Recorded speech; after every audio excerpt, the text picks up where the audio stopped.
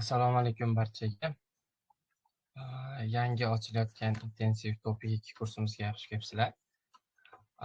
Avvalo bu kurs qanday tashkillanishi haqida ozgincha gapirmoqchi edim. Va kimlarga to'g'ri kelishi haqida ham gapirib o'tishim kerak. Bizni avgustdan beri o'qib kelayotgan onlaynda yangi guruhimiz bordi. Так, u guruhimiz bilan 4B darajagacha o'qib, topik testlarini ko'rib tugatgandik. 14 aprelda birga imtihon topshirdik. Xudo xohlasa endi mayda oxiriga natijalar chiqqanda ko'ramiz. Va u guruhimizdagi a'zolar 30 may kuni yana imtihonga kirishadi. Ularni iltimosi bilan kursni yana bir intensiv kurs tashkillashga harakat qildim. Ular uchun tashkillangan edi. Ularni darajasiga ko'proq mos keladi. Kanalimdagi shu qolgan obunachilarga ham ba'zilariga foydali bo'larmikan deb ommaviy ulashgandim. Va bu intensiv 21 kun ko'rgan bo'lsanglar kerak. 21 kun ichida nimalar qilinishi, nimalar o'rganilishi haqida ozgincha gapirib o'tib ketaman. Keyin kursimizni boshlasak ham bo'ladi. Umuman qanday bo'ladi bu 21 kun? Hammasi haqida bir boshdan gaplashib ketsak bo'ladi hozir. Tak, intensiv deyishiga sababim juda ham qisqa muddat ichida ko'p narsani, juda ham katta ob'yomdagi narsani ko'p chiqishimiz uchun shunday nom berilgan. O'zi intensiv degan so'zni oldin ham eshitgan bo'lsangiz kerak. Hop, Hwanyong heyo, welcome, xush kelibsiz deb yozilgan birinchi sahifada e'tibor berayotgan bo'lsangiz, faqatgina pastida ba'zi bir narsalarga e'tibor berish kerak. Manyak che kushib save shiomish shinchong hetkamyon, ya'ni agarda 94-topik demak 94-imtihonga ariza qilgan bo'lsangiz, 94-imtihon deganda aynan topik 2 nazarda tutilyapti va hozir topik 1 haqida gaplashmayapmiz. Keyingisi Kedongan chesohan hangugo pekyong chishigi ittamyon. Demak, hozirgacha sizda koreys tilidan mana shu pekyong chishig, ya'ni background, haqiqiy general bilimlar bo'ladigan bo'lsa, bu kurs sizga to'g'ri kelishi mumkin. Kamida 3 olaman degan o'quvchi bo'lishi mumkin. Ichida 3 olaman degan o'quvchi hech bo'lmasa 3ani ko'rgan bo'lishi kerak. Agar 2A 2Bda ham qiynalib qolishi mumkin. Hech bo'lmasa 3ani ko'rgan bo'lsa, nimadir qilib 3-darajaga ilashtirsak deb bo'ladi. Agar 3-darajani o'qigan bo'lsa, bu zo'r. 4ga ham chiqsa bo'ladi. Agar ko'proq tajribasi ko'proq bo'ladigan bo'lsa, bemalol 5-6ga to'g'ri kelsa bo'ladi. Bu kursda aynan bir daraja uchun moslanmagan. 1dan 50gacha har bir savol ko'rib bermoqchiman. Faqatgina test, texnikalar bo'ladi xolos. Qayerga e'tibor berish kerak? Testni ko'rganda birinchi nima qilish kerak? Ana shu narsalarga e'tibor qaratamiz. Aynan bu grammatikani o'rganamiz, bunga gapiramiz degan narsalar bo'lmaydi. Sigina 51dan 54gacha mashq qilib ketaveramiz. Darajangizga qanday bo'lishidan qat'iy nazar sizga universalga mos keladi. Faqatgina 3+ bo'lsa darajangiz. Haru tasot ne tasot chigan isan kongbu halsu ittamyon. Har kuniga, demak, bir kun deganda 4-5 soatdan ko'proq o'qishga imkoniyatingiz bo'lsa, demak, imtihonga o'zi juda ham oz muddat qoldi. Menimcha 21 kun qoldi shekilli. Mana shu vaqt ichida, demak, sizdagi kuningizdagi prioritet bu imtihon bo'ladigan bo'lsa, eng ko'p vaqtingizni imtihonga sarflaydigan bo'lsangiz, imtihonga tayyorgarlikka, demak, meni rejam bilan sizni rejangiz birinchi o'rinda bo'ladigan bo'lsa, demak, biz yaxshiroq natijaga erishishimiz mumkin. Agar yo'q, siz uchun hozir koreys tili birinchi o'rinda bo'lmasa, u narsaga ham yaxshi natija chiqishiga men kafolat bera olmayman. Keyingi narsa Chveshine navon munjera kulgo shomil poryogo handamyon. So'nggi paytlarda chiqayotgan munje, ya'ni savollarni ko'rib imtihon topshirmoqchi bo'lsangiz, aynan kursda faqat texnika bilan ishlaymiz dedim. Faqatgina dars paytida oxirgi paytlardagi, demak, uncha kanallarda yo'q bo'lgan testlarni men o'zim yig'ib qo'yganman. Shu paytgacha tajribamdan kelib chiqib, masalan, 88, 91 chiqib ketdi-yu, 78, 74, 66 mana shunaqa testlar bor. Siz ko'rmagansiz uni, lekin haqiqiy imtihonda tushgan. Kichul munje desak bo'ladi uni. ana shunaqa testlar bilan tahlil qilamiz dars paytida. Uyga vazifa bo'ladi. Ana shu rasmiy tarzda chiqarilgan kechuv mo'ljallar. Iloji boricha savollarni yodlab tashlash kerak bo'ladi. Nimagaligi haqida ham hozir birinchi savolni yechishni boshlaganimizdayoq nimagaligi haqida bilishingiz mumkin bu narsani. Nima uchun testlarni yodlab tashlash kerak. Keyingisi Shihonte mana bu G harfi Kevik Kaji Kajigo Shiptamyo, ya'ni imtihon paytida G rejagacha ega bo'lishni xohlasangiz. Bu narsani sal majoziy romanida yozgandim. Piyu chogoro deyishadi-yu. Ya'ni imtihon boshlangandan tugagungacha 1 sekund ham juda ham aziz, qadrli bo'ladi. Undan to'g'ri foydalanishni bilish kerak. Va har bir sekund uchun kerak bo'lsa tayyorgarlik qilamiz. Imtihonga kirganingizdan to chiqib ketguningizga qadar sizga o'zim tajribamdan kelib chiqib maslahatlar berishga harakat qilaman. Xo'p. Demak, siz qanday qiymat olasiz bu kursdan? Keling, kursni kontentini, rejasini ko'rib chiqamiz. Xo'p. E'tibor beringlar, demak, intensiv kurs haftada 5 marta bo'ladi. Ma'lum bir vaqt tanlamadim, chunki o'zimdagi kun tartibimdagi rejalarimga aynan bitta vaqtni moslay olmadim. Sizda birinchi o'rinda hozir imtihon bo'lib turibdi, adashmasam, imtihon topshiradigan o'quvchilarda. Shuning uchun menimcha bu vaqtlarga moslashsangiz bo'ladi. Shu imtihon oyi bo'lganligi uchun menimcha vaqtingizni bu vaqtga o'zingiz vaqtingizni to'g'irlasangiz bo'ladi deb o'yladim. Hop, qarang, demak, bugun 21-kuni soat 9da, demak, hozir 9da darsimiz bo'lyapti va bugun uchun nima qilamiz? Ilkidan 1-8 bo'yicha, birinchi 8-savollar bo'yicha qanaqa yechishdi, demak, ularga qanaqa yondashishni o'rganamiz. Bitta 51, 52, 53-savol turini ko'ramiz.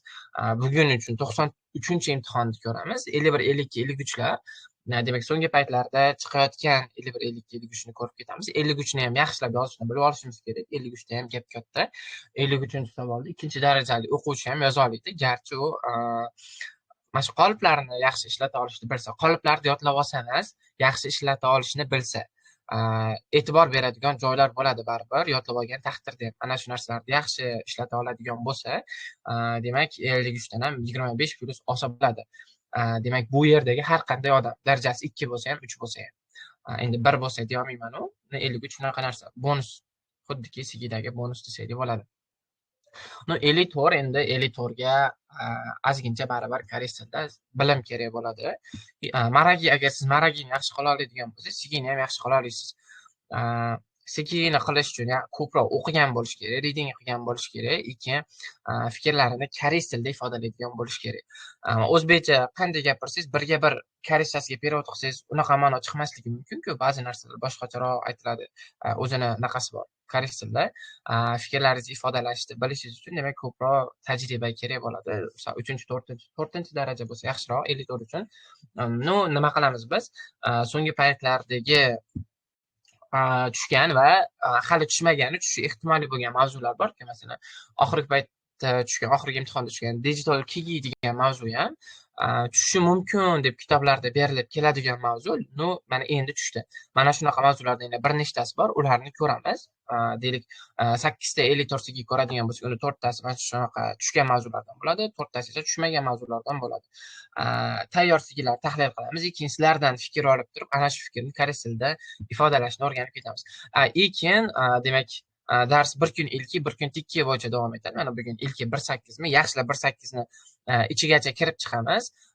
Undan keyin ertaga tikki bo'yicha 1-8 bo'ladi, keyin ilki 9-15, tikki 9-16, ilki 16-18, mana shunday qilib 50 gacha ko'rib chiqamiz. Shu tarzda kurs davom etadi. Keyin vaqtlariga e'tibor berib qo'yishingiz kerak bo'ladi. Demak, bugun kurs bo'lsa, ertaga kurs yo'q. Shu bilan seshanba kuni 6:30, ertalabki 6:30. 6:30da demak, titki va sigi bilan, elektron sigi bilan ishlaymiz va 24, 25, 27-kunlarda 9-8 har xil vaqt shunisiga e'tibor berib qo'yishingiz kerak. Men o'zim rejamdan kelib chiqib buni tashladim. Xo'p. Va e'tibor beradigan joyimiz yana bittasi, so'p yuryo yeyo degan savollar bor. Hammada bo'lsa kerak, ya'ni dars pullimi? Ha, pullik. Siz darsni qadriga yetishingiz uchun ham, qadrli bo'lishi uchun ham to'lashingiz kerak. Agar shunchaki men sizni taqdim qiladigan bo'lsam, bunaqasidan ko'p bo'lgan, turli xil monofonlar o'tkazishga harakat qilganman. No, yo'q haligi xuddi ana shuni bepul bo'lganligi uchun o'quvchi qadriga yetmaydi. No, bepul narsalarni kanalimda ham уже YouTube'ga ham juda ham ko'p yuklaganman. Prosmotr ham, ko'rishlar soni ham, ko'rish soni ko'p bo'lgani bilan ichidagi kontentni boshdan oxirigacha ko'rish statistikasiga qaraydigan bo'lsam, dastlabki minutlari ko'riladi xolos, o'sha oxirigacha hech kim ko'rmaydi. Bu kursda menga 5 kishi, o'zim eski o'quvchilarim bo'lsa ham yetarli, o'sha vazifalarni o'z vaqtida bajaradigan va judayam demak kursga qiziqishi baland bo'lgan o'quvchilarni olib qolaman. No, kurs narxini 250 ming, mana shu 15 darsdan 250 ming so'm deb belgiladim. Va qiziqishi baland bo'lgan har qanday o'quvchi uchun o'zini vaziyatidan kelib chiqib 50% gacha o'ziga chegirma olsa bo'ladi. Men unaqa emasman, qarshi emasman. Faqatgina agar vaziyat shunaqa taqozo qiladigan bo'lsa, 100% tekin ham o'qish mumkin bu kursda. Men qo'llab-quvvatlayman. Faqatgina qanday bo'lish kerak? Darslarda 100% va o'zini aktivligini ko'rsatib bersa bo'ldi. Har qanday o'qishga qiziqishi katta bo'lgan odam uchun men ham u odamcha harakat qilib bera olaman. Xo'p. Va ikkita sababsiz qatnashilmagan dars va vazifasiz kun uchun chumang nimaligini bilsanglar kerak, kick. Ya'ni guruhdan chopiladi. No, imtihonga kirasiz, уже mas'uliyatli disiplina bilan mana shu 21 kunni yaxshi o'tkazadigan bo'lsangiz, men sizga shu ta'minlab beraman natijani. Xo'p. Kurs bo'yicha, yana bu kurs bo'yicha qisqacha edi, hali darsga o'tmadik. Savolinglar bo'lsa, hozir berishinglar mumkin. Mikrofon hammaga ruxsat berilgan, mikrofondan yoki guruhdan yozib qoldirsangiz ham javob berishga harakat qilaman. Xo'p. 1 minut ichida agar savolinglar bo'lsa, bersanglar bo'ladi. Bo'lmasa, bugungi darsni, birinchi darsni probniy dars sifatida boshlab ko'ramiz. Bu yerda bitta narsa, offline o'quvchilar ham juda ko'p ekan. Offline o'quvchilar uchun bu kurs shart emas deb o'ylayman. Bu asosan shu onlayndagi o'quvchilar uchun tashkil qilingan. Chunki onlayndagi o'quvchilarim koreys tili ustoz atrofida yo'qligi uchun ular bilan men tanishganman, ular bilan birga o'qib keldim. Shuning uchun ular uchun mo'ljallangan kurs. Offlayndagilar ham agar qiziqsa o'qib ko'rishi mumkin. Xo'p. Savol yo'q bo'lsa kerak. Savol qoldirmaydigan darajada prezentatsiya tayyorlashga harakat qilgandim, balki shunday bo'lsa kerak. Okay, bo'lmasa, demak bugun sizlar bilan birinchi darsni boshlab ko'ramiz. Komsa kepilkayo. Okay, bugun demak lesson 1 birinchi dars 21-aprel uchun mo'ljallangan darsimiz. Demak, ilki 1 dan 8 gacha va 51-52 larni ko'rib chiqishimiz kerak. Buni yuqorida ham aytdim. Dars vaqti 1,5 soat atrofida bo'ladi. 1,5 soatdan kam bo'lmaydi, oshib ketishi mumkin. Masalan, ertalabki vaqtlarga ham qo'ydik-ku. Shunga 1,5 soatga mo'ljallab kurs qilishga harakat qilaman. Vazifalar 4-5 soatdan ko'payib ketishi ham mumkin. Siz shuncha vaqt sarflashingiz kerak. Chunki natija uchun harakat qilyapsiz. Xo'p, bugun nimalarni o'rganamiz? Demak, birinchi, ikkinchi savol ilkidan e'tirof kazan almajin g'ot, ta'mil chulchin pubunga imiga fistxan g'ot va ta'mil mo'se texan kirinchi ko'rishibshi. Bular qanaqa savol turligini hozir ko'rib chiqamiz bitta-bitta. Faqatgina umumiy shularni o'rganamiz deb aytib ketaman. Va oxirgi 93-imtihonda tushgan 51-53 ni yaxshilab tahlil qilishga harakat qilamiz. Kelinglar, xo'p. Birinchi o'rganadigan narsamiz demak, ilkidan hammamiz xabarimiz bor. Bu yerdagilar ko'pchilik imtihon topshirgan. Topikga kirishingiz bilan tetkiga yechasiz, 1 dan 50 gacha. Orqasida sirazi nafas olmasdan turib sigiylar beriladi, 52-54 va orada bitta dam olganimizdan keyin 20-30 minut tanaffus bo'lgandan keyin ilki uchun vaqt beriladi. Ilki ham 50 ta savoldan tashkil topadi. Har biriga 2 balldan. Bugun sizlar bilan 1 dan 8 gacha savol turlari qanday yechilishi haqida gaplashamiz. Ya'ni 16 ball uchun kurashar ekanmiz. Xo'p, sizlar ko'rib turgan test bu 87-imtihon. 87-imtihon menimcha birorta kanalda ko'rmagansiz. Xo'p, 87-imtihonda demak qanday tushgan ekan birinchi, ikkinchi savol turlari. O'zi birinchi, ikkinchi savol turida nima qilinadi? Mana bu belgi juda ham muhim belgi hisoblanadi. E'tibor ber degan belgi. Mana bu to'rtburchak ichiga chizganim. Va sizga aytilyapti, trogal mal. trokada kirib bormoq hammamiz bilamiz, ya'ni kirib boradigan gap sifatida eng almajin eng mosini tanla deyapti. Ya'ni mana shu variantlar ichida shu qavsni ichiga kirib bora oladigan eng mos variantni tanlashimiz kerak. Bizdan o'zi nima so'raladi? Bizdan grammatikani tekshirishadi bu savol turida. Hop, demak, qavs bitta gap beriladi-da, birinchi savolda mana bu gapni bog'lab beradigan, ikkita sodda gapni bog'laydigan grammatika, ikkinchi savol turida esa qavs gapni oxiriga qo'yilyapti. Demak, gapni tugatib beradigan grammatika so'ralar ekan. Bunda nima qilish kerak? Birinchi o'rinda siz uchun, demak, road map deydigan bo'lsak, qiladigan ishlaringiz ketma-ketligini ko'radigan bo'lsak, hop, birinchi o'rinda qaysi fe'l to'g'ri kelyapti? Shuni topib oling. Men doim shunday qilaman. Qaysi fe'l so'ralyapti? Masalan, 1 dan 4 gacha qaraydigan bo'lsam, hagona, hadiman, hanika, haryogo. Demak, hada fe'lini ko'rishimiz mumkin. Bu yerda hada fe'liga turli grammatikalar qo'shilgan, to'g'rimi? Men mana bu yerga hadani yozib olaman. Mana hadani yozib oldim. Demak, endi gapni ikkala tomonda o'qib chiqaman. Chumare shigani simyon chukuri hada yonqari punda. Demak, chumal bu dam olish kuni. Dam olish kunida shigani simyon, shigani itta, shigani nada. Bu degani vaqti bor bo'lmoq degani. Agar dam olish kunida vaqtim bor bo'lsa, myon sam, sangiz, shaxsonga qarab, egaga qarab o'zgarib ketadi. Dam olish kunida vaqtim bo'lsa, chukuri hada, futbol o'ynamoq, mana futbol o'ynayman demayapman, futbol o'ynamoq, kinoni ko'rmoq kelyapti u tomonda. Futbol o'ynamoq, kinoni ko'rmoq. Bu yerda endi grammatikalarni bitta qarab chiqaman. Gona grammatikasi demak 2adan bizga ma'lum. Gona grammatikasi yoki jiman grammatikasi. Demak, gona grammatikasida tanlov beriladi. Ikkita teng kuchli haligi sizga variantlar beriladi, tanlov beriladi. Ikkalasidan bittasini tanlash kerak bo'ladi tanlov bo'lgandan keyin. Jiman grammatikasi ammo lekin biroq ingliz tilida bor. Ya'ni ikkita tomoni bir-biriga plus yoki minus plus bo'lishi kerak. Zid bo'lishi kerak. Nika grammatikasi ligi uchun sababni bildirib keladi. Ryogo bo'lsa moqchi degan ma'noda maqsadni ifodalab keladi. Endi nima deydi? Dam olish kunida vaqtim bo'lsa, futbol o'ynayman yoki kino ko'raman dedi. Demak, bu yerda ikkita teng kuchli ish harakat berilyapti va ikkalasidan bittasi tanlanadi. Ya'ni ikkalasidan bittasi qiladi. Demak, javob bu yerda bir bo'lar ekan. Qiyin emas va bitta narsaga e'tibor berishimiz kerak. Bu 87-imtihon. O'zim shu imtihonga ham kirganman va kuni kecha topshirgan 91-imtihon turi 91-imtihonda ham birinchi savol adashmasam xuddi shu tushdi. Adashma chukkurilda yonxuarilpoda menimcha shular edi. Chumare shigani ismyon degan joy bor. Chukku hada bilan yonxuarilpoda almashgan bo'lishi mumkin edi. Yaxshi xotiramda yo'q, no, lekin xuddi shu narsa so'ralgan. Gona so'ralgan edi. Agar 93-imtihonga kirganlar bo'lsa, plus qoldirib yuboringlar. Rostdan ham xuddi shunga o'xshagan savol tushgan edi, to'g'rimi? Ya'ni nima demoqchiman bu gapim bilan? Topikda shunaqa bir xususiyat bor, savollar qaytishi mumkin. Agar siz masalan 35, 36, 37, 40, 42, 64, mana men beraman deb masalan 66, 74, 78 mana shu savol turlaridagi hamma bir-ikkini ko'rib chiqsangiz, vaqt kam qoldi, bir kitob o'qing sizga, soat 3 ni o'qib chiqing, 3 o'qib chiqing demayman. Endi imkoniyatingizdan kelib chiqqan holda tayyorlanishingiz kerak bo'ladi. Mana shu testlarni ko'rib chiqadigan bo'lsangiz, uje savolni o'qiganingizdanoq javob bittada keladi.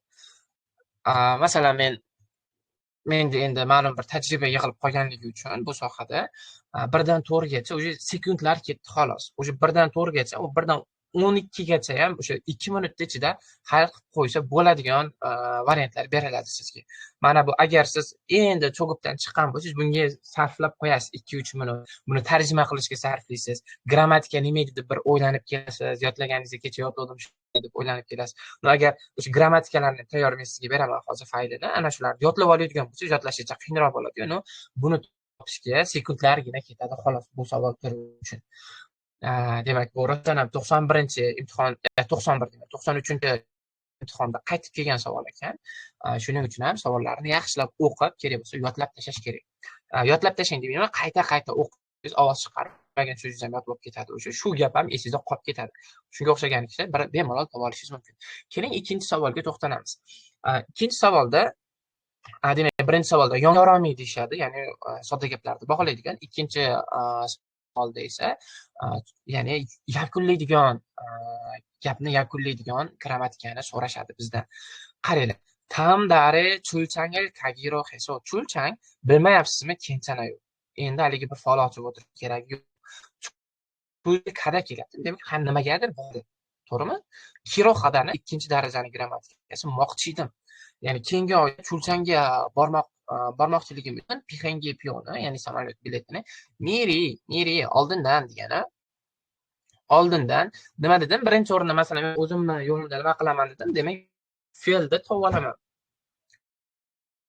Sada fe'lga grammatikalar qo'shilgan. Sada bu sotib olmoq.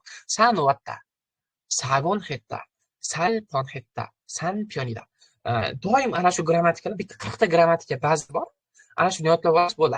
Hammasiga ishlab tushunsa, grammatikalar qaytib keladi. Biroq har safar bir yangilik tushadi degani emas. Shuning uchun grammatikalar yodlab olish kerak.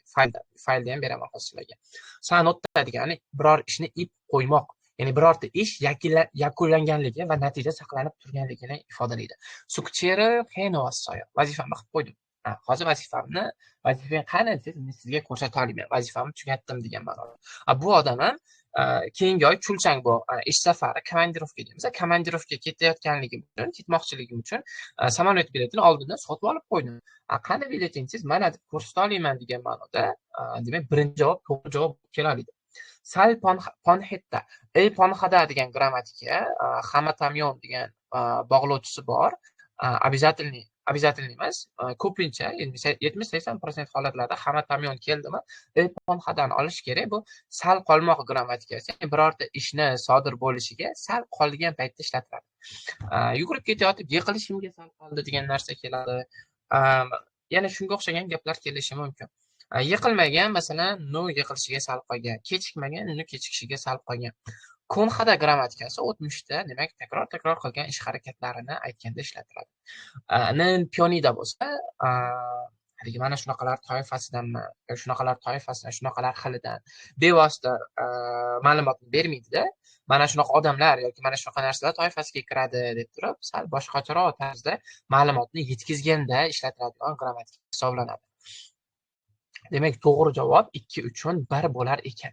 Birinchi, ikkinchi savol, demak, mana shunday tarzda yechib keldilar ekan. Birinchi, ikkinchi savolda xato qilmaslik uchun nima qilish kerak? Bu uchun asosiy narsa, ekranimni sizlar bilan ulashaman, boshqa ekranimda grammatikalar bor. Grammatikalar baza deylik shu narsani, bazasini yodlab olish kerak. Farhod ustozimizdan, shu ustozni o'zim ham tanlamaganman, cho'tka qilib berishgan reshpidagi grammatikalarda gaplari bilan o'zingiz reshpidan o'qib ko'rsangiz bo'ladi.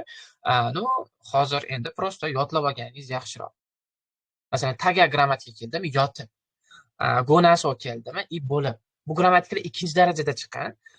Bu grammatikani demak, agar oldin o'rgangan bo'lsangiz, prosta demak taga yotib, bitta ish harakat sodir bo'ladi, ikkinchisiga o'tib ketadi. Mana shunday bilim bo'ladigan bo'lsa, keyingisiga o'tib yodlab ketaverasiz. Agar diliga masalan, ko'ryapti, ekap va so degan grammatikani oldin ko'rmagansiz, nima ekan deb degan tarjima chiqyapti. Va bu grammatika nima ekan deb o'ylanib ko'ring-da, va tarjimasini bilyapsiz. Hech bo'lmasa YouTube'ga yozib ko'ring. YouTube'ga yozib ko'rsangiz, koreys ustozlarning o'zlarining videolari chiqadi. Bemalol ularni koreys tilida ko'rib tushunsangiz bo'ladigan darajada tushuntirib qo'yishgan ular. Bitta ikkita misol ko'rib, self study qilib, o'zingiz o'rganib, daftaringizga yozib, kerak bo'lsa mana shu faylni guruhga tashlab oldim, bu faylni chiqarib olib, chekkalariga. Demak, mana bunday holatlarda ishlatiladi. Xavotirni ifodalaydi. Masalan, imtihondan yiqilib qolarmikanman deb, diliga uxlamasdan o'qiyapman. Mana shunaqa gaplar tuzib, yodlab o'rganib ketishingiz kerak ekan. Demak, birinchi, ikkinchi savolda xato qilmayman degan o'quvchi mana shu 50 ta grammatikani o'rganib chiqqan bo'lishi kerak. Shu 50 tadan kamdan kam holatlarda boshqa grammatika tushishi mumkin. Deyarli 98% holatlarda mana shu 50 tani ichidan tushadi. Xo'p. Demak, prezentatsiyamizga qaytamiz. Birinchi, ikkinchi savol turlari bo'yicha ozgincha yana naqa qilamiz, amaliyot qilamizda, undan keyin keyingi savol turlariga ham o'tsak bo'ladi. Xo'p. Bu nechinchi imtihon? 78-imtihondan ozgincha misol ko'rar ekanmiz. Buni o'zingizlarga qoldiraman. Javobni lichkadan jo'natinglar. 1 minut vaqt beraman sizlarga. javobni jo'natish uchun 2 minut bering. Ya'ni birinchisi uchun 1 daqiqa, ikkinchisi uchun 1 daqiqa. Mana o'ng tomonda, o'ng tomon tepasida vaqt ketdi. Lichkamni Telegramda yozib qoldiraman. Javoblaringizni lichkadan jo'natsangiz yaxshiroq bo'lardi. Guruhdan jo'natsangiz qolganlarning javobiga xalaqit qilish mumkin. Mana shu Yo'lchiyev bir akkauntiga o'zingizni javobingizni qoldiring tezda. Qoldirayotganda 1 ga mana bu, 2 ga mana deb qoldirib bo'ladi. Bu ham demak 78-imtihonda haqiqiy tushgan test hisoblanadi. Bir o'qituvchi tomonidan tuzilgan test emas.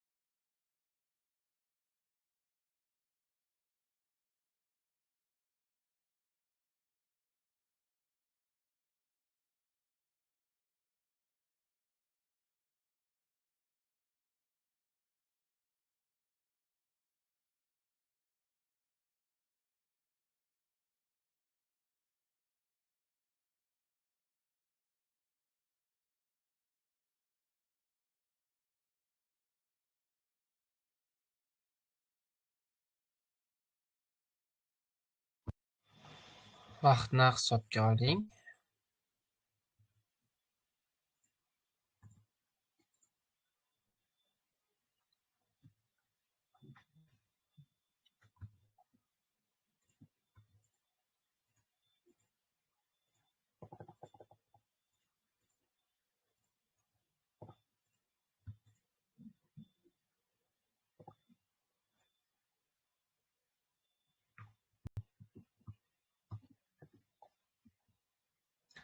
Ajoyib.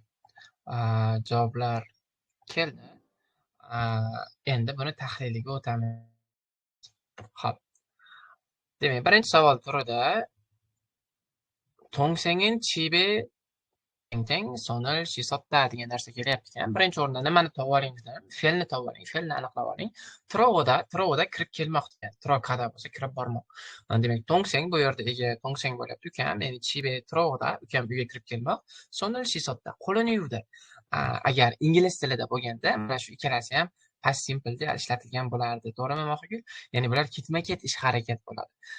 Ya'ni bittasi sodir bo'lish bilan ikkinchisi sirazi sodir bo'lgan holatlarda biz koreys tilida jamaja degan grammatikadan ishlatar ekanmiz. Jamaja degani bu bilanoq degan o'zbekchasiga bilanoq desak yaxshiroq bo'ladi. Ya'ni ukam uyga kirib kelishi bilanoq qo'lini yuvdi. Bu ikkalasi ketma-ket sodir bo'ldi.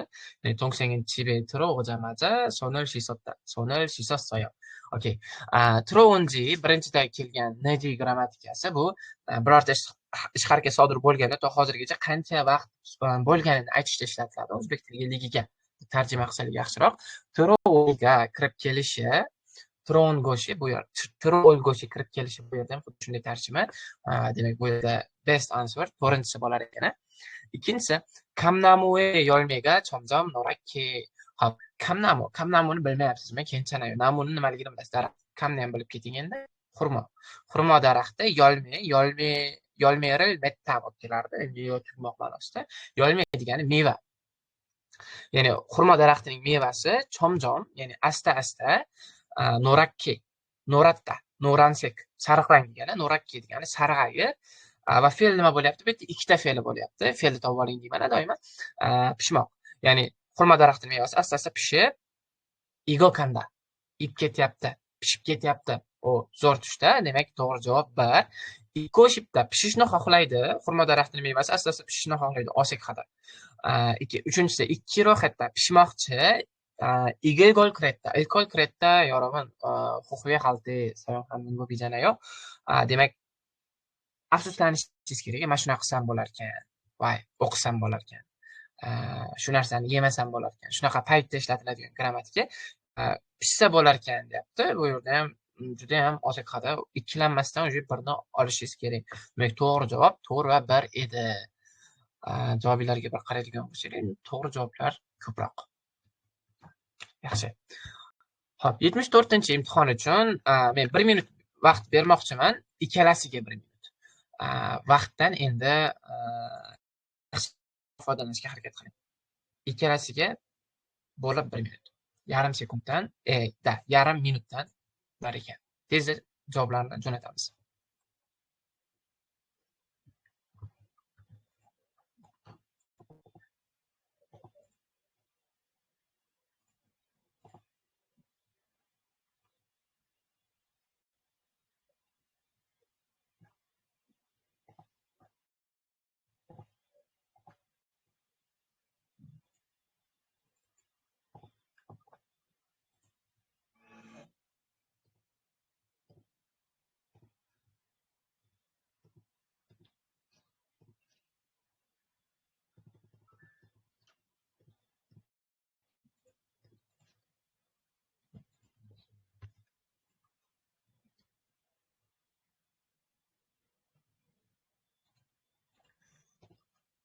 Vaqt yetdi, hali javoblar kelmadi.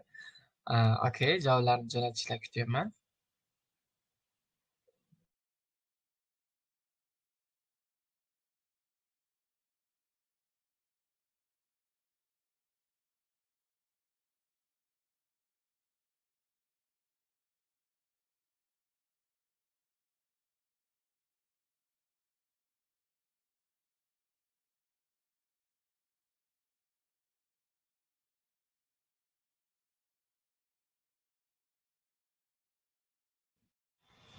Okey, nisbatan mana shu 74-imtihonda berilgan savollar birmuncha qiyinroq. Demak, 4-darajadagi grammatikalar berilgan ekan. O'zimni umumiy fikrim bu. Qolgan imtihon turlari oson. 3-chi, 2-chi darajadan foydalanayotgan bo'lsa, shu imtihonda 4-daraja grammatikalar berilgan ekan. Keling, bo'lmasa tahlilni ko'rib chiqamiz. Agar siz bilmaydigan bo'lsangiz, yaxshi, demak, biror yangilik o'rganar ekansiz bugungi video darsdan ham. Xo'p, 방금 들은 전화 번호를 땡땡 수접에 빨리 적었다. Fe'l nima bu yerda? Qarang, bu yerda bitta fe'l emas, bir nechta fe'llar berilgan ekan. 생각하다, o'ylamoq, 기억하다, eslamoq, 떠올리다, esiga kelmoq, ijoparida, bu unutmoq bo'ladi, ijoparida. Demak, darhol eshitgan chonvapono, telefon raqamimni deyapti. Darhol eshitgan telefon raqamimni teng nimadir, demak, suchop degani bloknot deymiz-ku o'zimiz, to'g'rimi? Bloknotga suchop so'zi ham ko'p kelib turadi topikda. Demak, bloknotga palli chog'otda. Chog'ottaning yorobin sida, sotda yoki, ya'ni yozdim degan tarjimada ishlatilyapti bu yerda. Demak, eshitgan telefon raqamimni nimadir va bloknotimga yozib qo'ydim. 생각할수록, ilsroq grammatikasi sayin degani. Masalan, koreys tilini o'qigan sari masalan ma'raga qobiliyatim oshib ketyapti. Yoki yana nima desak bo'ladi? Kunlar o'tgan sari diliga dollar oshib ketyapti. Mana shunaqa gaplarda ishlatsanglar bo'ladi. Surokni 4-darajada o'rgatiladi bu grammatika. 기억하더니 일테니까 ligi sababli, esimda qolishligi sababli bloknotga yozib qo'ydim. Shunaqa deydimi? Telefon raqam esimda qolishligi sababli bloknotga yozib qo'ydim. Sal osik xato, to'g'rimi? Neurago grammatikasi aman deb degan grammatika, haligi o'xshamay qolgan bir yaxshilik bilan tugamaydigan ish harakatlarda salbiy holatlarda ko'proq ishlatiladi. Sababini aytishda ishlatilar edi. Ijobaridaga endi LKP. Sizlar bilan biroz oldin grammatikalarni tushuntirayotganda LKP so'zga urg'u qaratib ketdim. Masalan, shu grammatikani bilmayapsizmi? Uydan izlab ko'ring deganimda, shu grammatikani aytib ketgandim. Mikan deb degan grammatika. E'tibor bering, mana shu ko'rgan elita grammatikamiz ichidan chiqib ketmayapmiz hali ham, shu chegarasi ichida yuribmiz. LKP demak xavotirni ifodalaganda mikan deb, esimdan chiqib qolarmikanman deb, demak, bloknotimga yozib qo'ydim. Haligi imtihonda yiqilib qolarmikanman deb, uyqumdan kechib o'qiyapman degan gapimiz bor edi-ku, ana shunga o'xshaydigan ma'no, o'shanga o'xshash ma'noda savol kelyapti. Ikkinchisiga to'xtaladigan bo'lsak, demak, to'g'ri javob 1ga to'g'ri bo'lyapti ekan. ikkinchisiga 새로운 기능이 탱탱 모양도 예뻐서 이 차를 골랐습니다. Xo'p, 새로운 기능. Kining degani bu funksiya, to'g'rimi? 새로운 기능 bo'ladigan bo'lsa, yangi funksiya. Yangi funksiya qaraydigan bo'lsak, hammasiga manta kelgan, ko'p kelgan, yangi funksiyasi ko'p, mo'yangda yeb bo'lsa, mo'yang ko'rinishi, tashqi ko'rinishi ham yeb bo'lsa, chiroyliligi uchun ichari ko'llas simlida. Ko'llas simlidani yaraman ko'rida, sontek hada, chong hada tanlamoq, to'g'rimi? Ya'ni yangi funksiyasi ko'p va ko'rinishi chiroyli kelyapti. Va shuning uchun u mashinani tanlagan. Xuddi shu ma'noni tushunyapman va bu yerda nima bo'lyapti? Ikkita teng kuchli ma'no kelyapti. Va bu yerda biz ularni bog'lab qo'yadigan grammatika kerak xolos. Ya'ni xuddi agar bo'lganda shunchaki go, mantaga man ko va bu manil mananira, manin tedaga. Ya'ni bu yerda to'g'ri javob manin tedaga bo'lyapti. Tedaga ustiga deb tarjima qilamiz. Xuddi shunga o'xshagan ma'noga yana bitta ma'no qo'shganda ishlatiladi. Demak, manin tedaga funksiyasi ko'p bo'lishini ustiga ko'rinishi ham chiroyliligi uchun buni tanladim deb javob. Demak, 3 ta keladi. Manil pun xolos degan grammatika punida anta puni ko'p desak deb gapiryapti. Manil chongdoro ko'p bo'ladigan darajada. O'sha qolgan javoblar umuman hali gapni mazmuniga tushirish ham xato. To'g'ri javob demak 2 ga 3 bo'lyapti ekan. 88-imtihonda birinchi, ikkinchi savol turlarini ko'rib chiqamiz. Osonga o'xshayapti, shuning uchun 1 daqiqa menimcha yetarliga o'xshayapti. Sizlar uchun demak 1 daqiqa javoblar jo'natish uchun.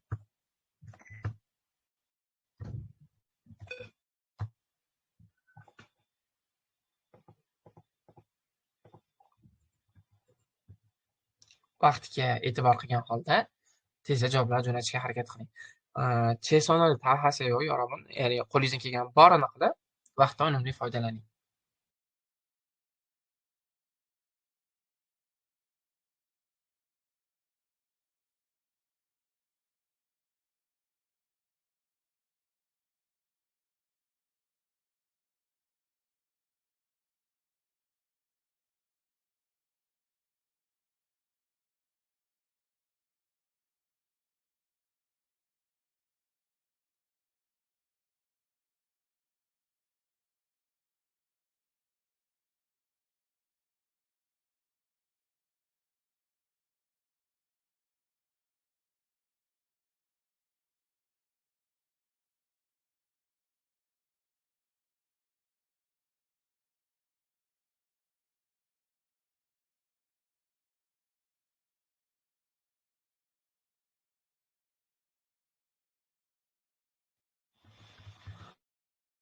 Xo'p, demak, tezda javobinglar jo'natinglar. Tahliliga o'tishlik ham bo'ladi.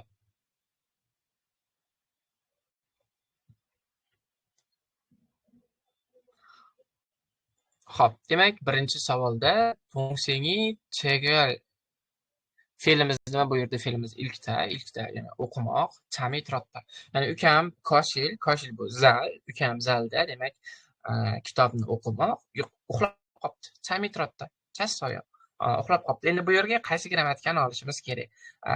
Taga grammatikasi haqida gaplashgandik. Haligi grammar bank berdim sizlarga, baza berdim-ku. Birinchisi tagi edi, ya'ni bitta harakat sodir bo'ladi, boshqasiga ulanib ketib qoladi. Boshqasiga o'tib ketib qoladi. Ya'ni kitobni o'qiyotib uxlab qolganda u. Shuning uchun ham bu yerga ilk taga qilib 2 ni olishimiz kerak ekan. Ilgaro o'qish maqsadida ro grammatikasi gani, undan keyin harakatni ko'chishni bildiruvchi fe'llar keladi. Ro kada, ro oda, ro tanida, ro nakada va hokazo. To'roq degani seyish uchun yoki darajada deb perevod qilishimiz mumkin o'zbek tiliga. Tinsa ham, demak 1 uchun to'g'ri javob, eng zo'r javob 2 ekan. Dramaga olma chone degan ifoda ham juda ham ko'p keladi topikda. Drama ya'ni ancha oldin, qanchadir oldin desiliga, bir necha vaqt oldin desiliga yaxshiroq. Shijak gotkatinde drama bir necha vaqt oldin boshlaganga o'xshaydi. Polso deyarli allaqachon Knada degani o'sha tugamoq, matchida. Ya'ni allaqachon tugamoq va qaysi grammatikalar kelyapti? Na pariyotda. Na parida ip tashlamoq degan ma'noda ishlatiladi. Birorta ish harakatni mana shu yakunlanib, unda ham natija saqlanib turgan notdagi o'xshaydi. Knamyon tvenda tugasa bo'ladi. Bu demak ma'noga umuman tushmayapti. Knagun hetda o'tgan zamonda demak takror sodir bo'lgan ish harakati deb tushdi. Knagi temunida tugaganligi sabablidir. O'zi bitta yagona javob. tugab tashlayapti desak o'zbekcha biroz g'alatiroq. Endi ish harakati yakunlanganligini ifodalash maqsadida xorijadan ishlatilyapti ekan. Demak, 2 uchun eng zo'r javob 1 bo'lishi kerak ekan. Okey, yaxshi. Keyingi savol turiga o'tamiz. Va 91-imtihon turi, menimcha hamma bir ko'z ko'rib chiqqan buni. Buni ham ko'rib ketishimiz kerak deb o'yladim. Chunki boshqa 1-2 ga qaytmaymiz. Ora-orada test berganda 1-2 savolga to'xtalamiz, ezib tahlil qilamiz. Shuning uchun ham, bu uchun ham sizlarga 1 minut vaqt chechak qilsa yo'q. Okey. Vaqtga amal qilinglar.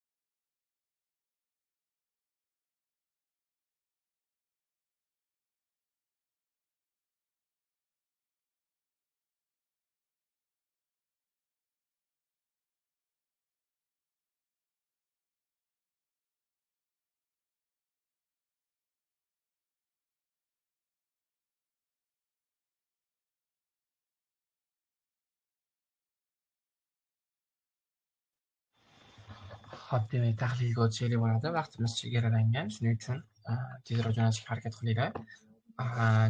Jo'natgan javobinglar ikkita pisishga bo'lmayotgan bo'lsa, xavotir olmang. Hammanikini o'qib chiqqanim yo'q, hammanikini ko'rib turibman. Xo'p, birinchisida nanin o're chore.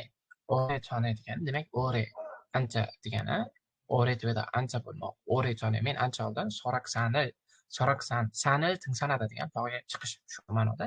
Ya'ni men ancha oldin tog'ga chiqmoq ma'nosida kelyapti. Endi grammatikani topishimiz kerak. Go'shipda demak, xohishini aytganda, men ancha oldin Soraksanga chiqishni xohlayman. Yemadi, to'g'rimi? Birda chiqarishimiz kerak. 2. San edo twenda. Ado odo tweda. Demak, xo'rak demak, ruxsat olayotgan paytda yoki ruxsat berayotgan paytda ishlatiladigan grammatika sa bo'lmoq ma'nosida. Men ancha oldin tog'ga chiqsam bo'ladi. Bo'lmadi bu. Mos kelmayapti. Tingsan haygo katta. Tog'ga chiqadiganga o'xshayman. Tingsan han togi itta. In togi itta, in togi yapta. Demak, o'zini tajribalarini aytayotgan paytda eng zo'r javob bo'ladi. Ya'ni men ancha oldin Soraksanga chiqqan joyim bor. Chiqib ko'rganman degan ma'noda. Demak, 1 uchun 4 eng zo'r javob bo'lar ekan. 1 ga 4 tanlashingiz kerak. 2.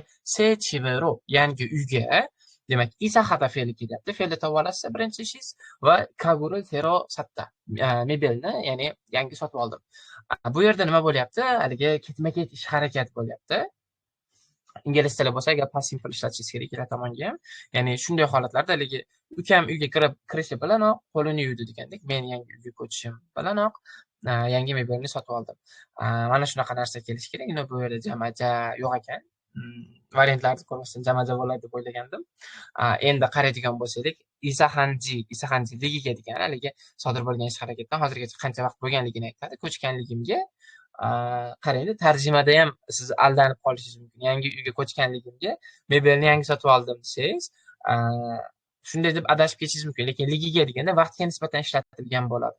Shu tarjimani yodlab olsangiz ham ma'nosini tushunib ketishingiz kerak ekan grammatika. Demak, 1 emas. 2. Isaha kodin ham bitta sababli degan ma'noda ishlatiladi. Yangi uyga ko'chganligim sababli mebelni yangi sotib oldim. Isa haryomyon ko'chmoqchi bo'lsam, ryomyon keldimi, обязательно oxiri ay oya hada. Ay oya tveda. Ana shunga o'xshagan grammatika keladi ko'pincha. Va isa hago naso bo'ladigan bo'lsa, endi bu yerda eng zo'r javob 4 bo'lar ekan, 2 ga 4 bo'ladi. Ya'ni yangi uyga ko'chib mebelni yangi sotib oldim degan ma'noda 2 ga 4 olganimiz eng yaxshi javob bo'ladi. 2 ham rosa tushar ekan-ku, ko'chganligim sababli mebelni yangi sotib oldim. Bo'ladi, baribir nima desam bo'ladi. Bu yerda ketma-ket ish harakat bo'lyapti. Yangi uyga ko'chganimdan keyin mebelni sotib oldim degan ma'noda. To'r eng yaxshi javob bo'lar ekan. Isaha kodin. Nima desam bo'ladi? Agar balki to'r bo'lmaganda ikkini olgan bo'lardik. No, konkretniy javob turibdi. Shuning uchun to'rni olganimiz yaxshiroq deb o'ylayman. Tushunarli bo'lgan bo'lsa, keyingisiga o'tsak bo'ladi.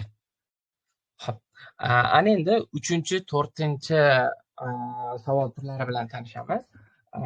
Shart muhim. Mana bu belgida haqida gaplashgandek, bu yerga juda ham e'tibor beradigan paytlarda ishlatiladi. Ta mitchulchin pubunga imiga pishan go'zal ko'rishibsho. Ya'ni mitchul degani tag chiziq degani, mana bunaqa tag chiziq.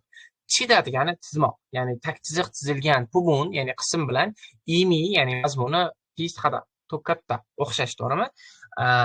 Demak, ma'nosi o'xshash bo'lganini tanlang deyapti. Bu yerda ham yorug'in prosta yodlab olsangiz agar o'qib o'tirishni ham keragi yo'q. Shunchaki qaysi grammatika keldi, bu yerda grammatika sinonim grammatika so'raydi. Elchido morda kelyaptimi? Shu grammatika bilan qaysi bir sinonim bo'la oladi? Ana shuni topib turib, sekundlar ichida javob topib ketsangiz bo'ladi. U uchun nima qilish kerak? Haligi faylimizga qaytamiz. 50 ta grammatika berilgan faylni tagida sizlarga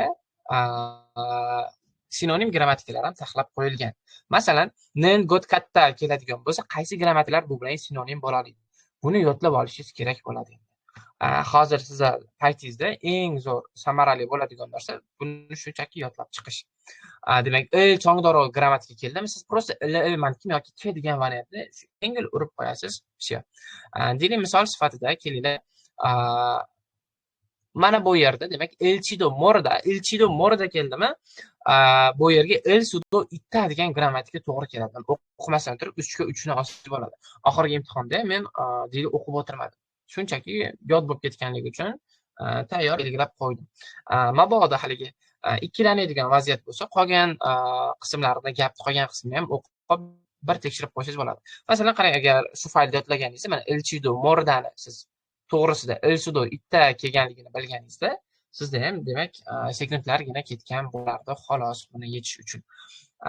Gapni to'liq o'qib qo'yadigan bo'lsak, hveyiga ajik ankinnaso nikke degan halchido to'g'ri ketdi. Demak, yig'ilish hali ankinnaso tugamaganligi uchun nikke, ya'ni kech tvegan hada ishdan chiqmog'i, kech ishdan chiqishimni ham bilmayman degani, kech ishdan chiqishim ham mumkin. Demak, 3 dagi javob bilan bu sinonim bo'la oladi. Illiga opta degan grammatikasini yodlaysizlar, grammatika bazasida bor. Shunaqa bo'lishi mumkin emas. Umuman bunaqasi ehtimolligi ham yo'q degan ma'noda ishlatiladi. Inchokto itta. Shunaqa qilgan joyim ham bor, tajribasini aytadi. Ilshbaki opta degani dan boshqa ilojimiz yo'q degan. Shu oxirgi chorasi degan ma'noda ishlatiladi. Demak, nima qilamiz ekan? Agar yaxshilab 3-4 keladigan sinonim grammatikalarni yodlab olamiz ekan va uni yechish uchun sekundlargina sarflab qo'ya qolar ekanmiz. Demak, agar masalan tagi qaysi grammatikaligini bilmayapsizmi? Gapni o'qib chiqib, demak tagi degan grammatikani bilmasangiz, qaysi grammatika mana bularning ichida bilgan grammatikangiz kelib qolishi mumkin. Qaysi biri eng mos keladigan bo'lsa, demak ana shuni chongdab qilib tanlashingiz kerak. Demak, do'stim Kagorul Oymkida mebelni ko'chirmoq, ya'ni mebelni ko'chirishi hindil tagi qiyin deganligi uchun Tovachotda yordam berdi. Qiyin deganligi uchun degan sabab grammatikasi, ko'p grammatika. Ta degan mana bu yerdagi ta degan narsa bu tagu halatigi degan deb aytmoq, ya'ni o'zlashtirma gap. Demak, shundan bilishingiz mumkin. Tagi ta keldimi? Mana tago heso kiye bu sabab grammatikasidan bunga aso bo'lsa, sinonimi taga mana tago heso tayyor. 3-chi javob mana deb turibdi bu yerda. Himdan tedaga degani, tedaga biroz oldin kelodi test. Eslasanglar, haligi ko'rinishi chiroyli bo'lib, nimasidir yaxshiligi uchun bu mashinani sotib oldim degan gap keldi-yu, ya'ni mana qo'shganda ishlatiladi. Himdan de panhe de pane grammatikasi nin mione bilan sinonim bo'la oladi.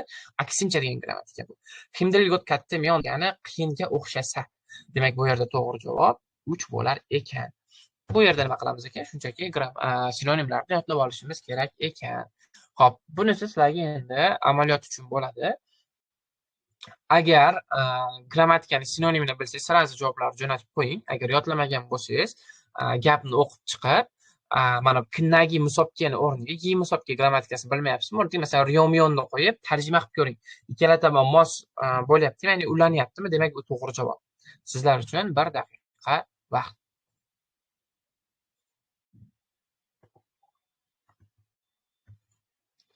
Bir daqiqa ekranni boshqatdan ulashib beraman sizlarga.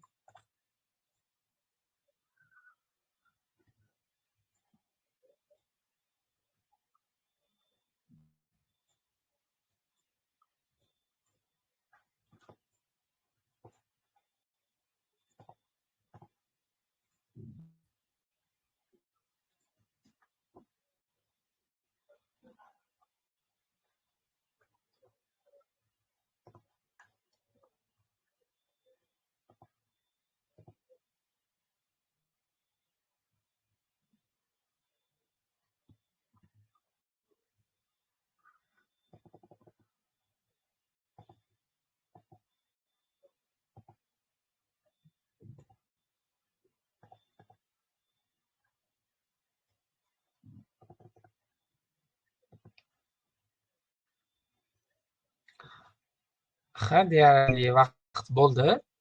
Demak, gi musobqa grammatikasini faylni ko'radigan bo'lsak, bitta deb olaverasiz. Demak, yodlab olsangiz agar ana shu faylni muammo tug'dirmas ekan, bu narsani demak tushunib oldik.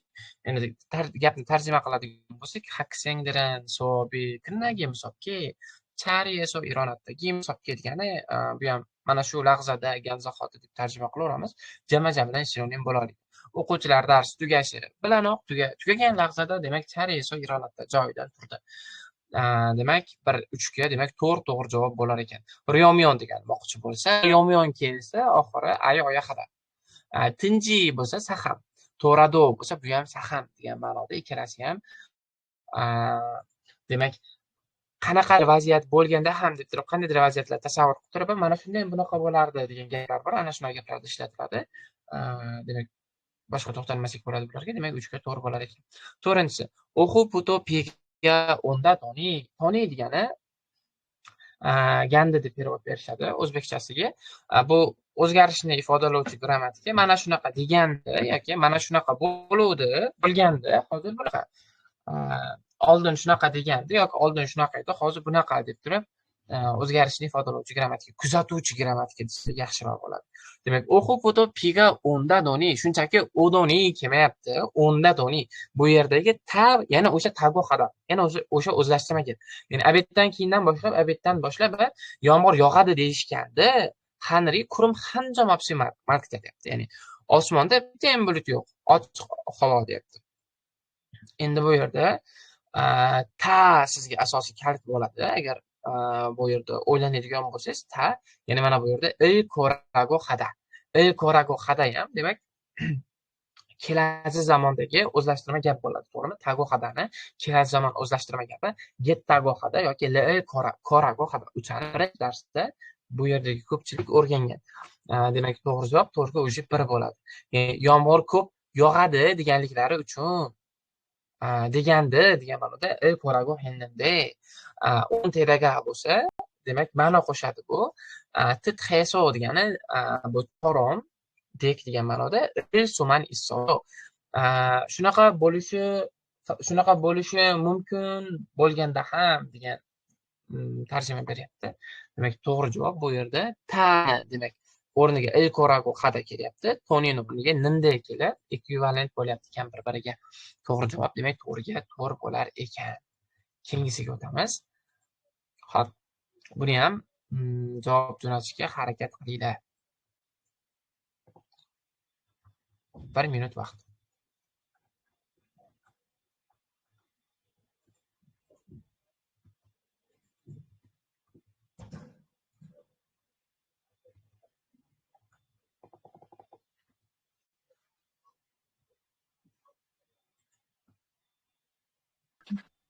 Ana 4'da 1, 2, 3, 4 ko'rinmayaptimi? 3, 4. Aha.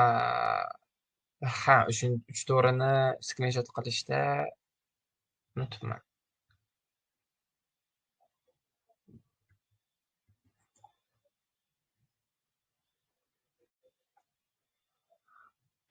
To'g'ri javob bor.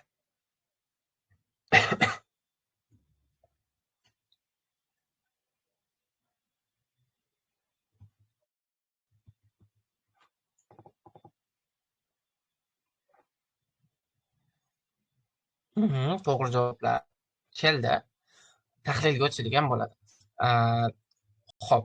Demak, bu yerda il chongdoro kelyapti. Chongdoro grammatikasi kelyapti. Kelinglar.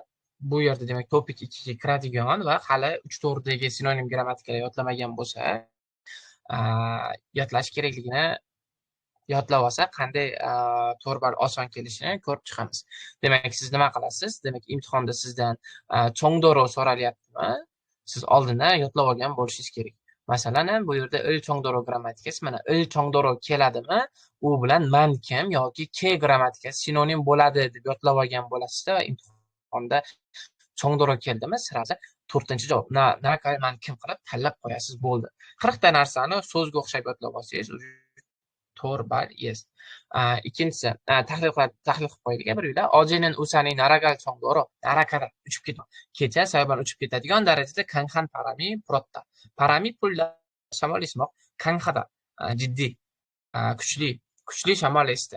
Ya'ni esa uchib ketadigan darajada degan ma'noda narakal man kim qilib olishimiz kerak ekan. Elchido degani ilchido morida bo'lib keladi. Asosan ligini ham bilmaymiz degan ma'noda ligini ma'nosida ishlatiladi. Bu ham il surok, bu haqida gaplashdik. Gan sari, kunlar o'tgan sari, nari chinagal surok, shigani chinal surok shuna bo'lib ishlatiladi. Narakal teni, il tenika grammatikasi kerakligi sababli, mana shunaqa qilishimligi sababli, sen shunaqa qil yoki mana shunaqa bo'lishligi sababli deb kuchli ishonch bilan gapirganda ishlatiladi. 4-si esa moyangida keldimi, titxada keladi. Buni ham ko'rsatib ketaman. Mana demak, Godkatta grammatikasining sinonimlaridan bir nechtasini ko'rdik. U yerda demak, agar moyangida, titxada, ingapoda taxminni ifodalovchi grammatikalar, bular uchovi ham bir-biriga sinonim bo'lib keladi. Moyangida keldimi, siz ham titxadani belgilab qo'yishingiz kerak edi. Demak, to'g'ri javob. Bir tarjima qiladigan bo'lsak, yopchib saramdiri chimil o'lkinin gol poni isara xanin moyangida. Poni bu ponikani qisqartmasi, ya'ni qo'shni odamlarimiz, qo'shni uyimizdagi odamlar deyapti, chim bu yukini ko'chirayotganligiga qaraganda isariqada ko'chayotganga o'xshaydi degan ma'noda, isa hanin titxada degan ma'noda to'g'riga bir to'g'ri javob bo'lar ekan. Okey. 1dan 4gacha ilkida qanday yetishni demak bilib oldik desak bo'ladimi? Agar 100% tushungan bo'lsanglar, plus qoldirsanglar xursand bo'lardim.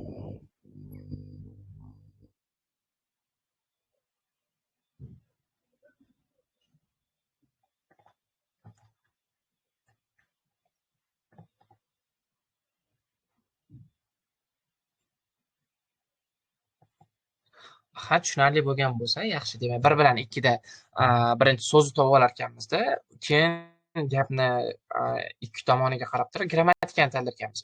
3-4da esa prosta yodlab olib, haligi grammar baza berdim sizlarga, ana shuni yodlab olib turib, urib ketsa bo'lar ekan. 8 ball shu orqali olsangiz bo'ladi. Ana endi 5dan 8gacha, 5dan 8gacha ham juda ham oson tarzda yechiladigan savol turi hisoblanadi. Bunda xato qilishingiz sizga juda ham qimmatga tushadi desam bo'ladi. Chunki 20dan masalan 12dan uyog'iga demak 4-5 qator matnni o'qib tanlaydigan bo'lsangiz, bunda 3-4ta so'zdan javobni olib qo'yish. Endi buni yechib turib 2 ball olish bilan 20-savolni yechib turib 2 ball olish orasida ancha farq bor. Deyarli demoqchimanki, bunda xato qilishga haqqingiz yo'q. Yuqori daraja olaman degan odam. Ta'min mo'set yaxan kirinchi ko'rish pishyo. Yo'qman 87-imtihon va mana bu belgi e'tibor ber degan belgi, ya'ni shart o'zgardi. 5번부터 8번까지는 담은 무엇에 대한 글인지 quyida nima haqida degani kil degani matn, nima haqida matnligini ko'rish pishyo. Ko'rda tanlamoqqa tanlang deyapti. Sizga mana bu yerda matncha beriladi va shu matn nima haqida ketyapti, shuni topishingiz kerak bo'ladi. Matn 100% tarjima qilishingiz kerak emas mana bu ikki qator narsani. Siz biladigan so'zlarni topib olasizda, biladigan so'zni topib olib turib, ana shu so'zlar qaysi javobga aloqador, ana shuni belgilaysiz. Masalan, ore korodo piyonada otton stayledo chal o'ylinda.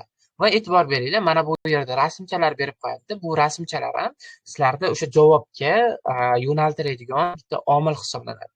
Tarjima qiladigan bo'lsak, ore uzoq vaqt ko'rdi. Ko'rdi. Ya'ni demak katta. Katta nima degani bu? Piyoda yurmoq. Birinchi darajadan yodlab kelgansiz. T'si r'ga o'zgarishini ham bilasiz. Masalan, kattaga ao uda qo'shilganda ko'raso kada.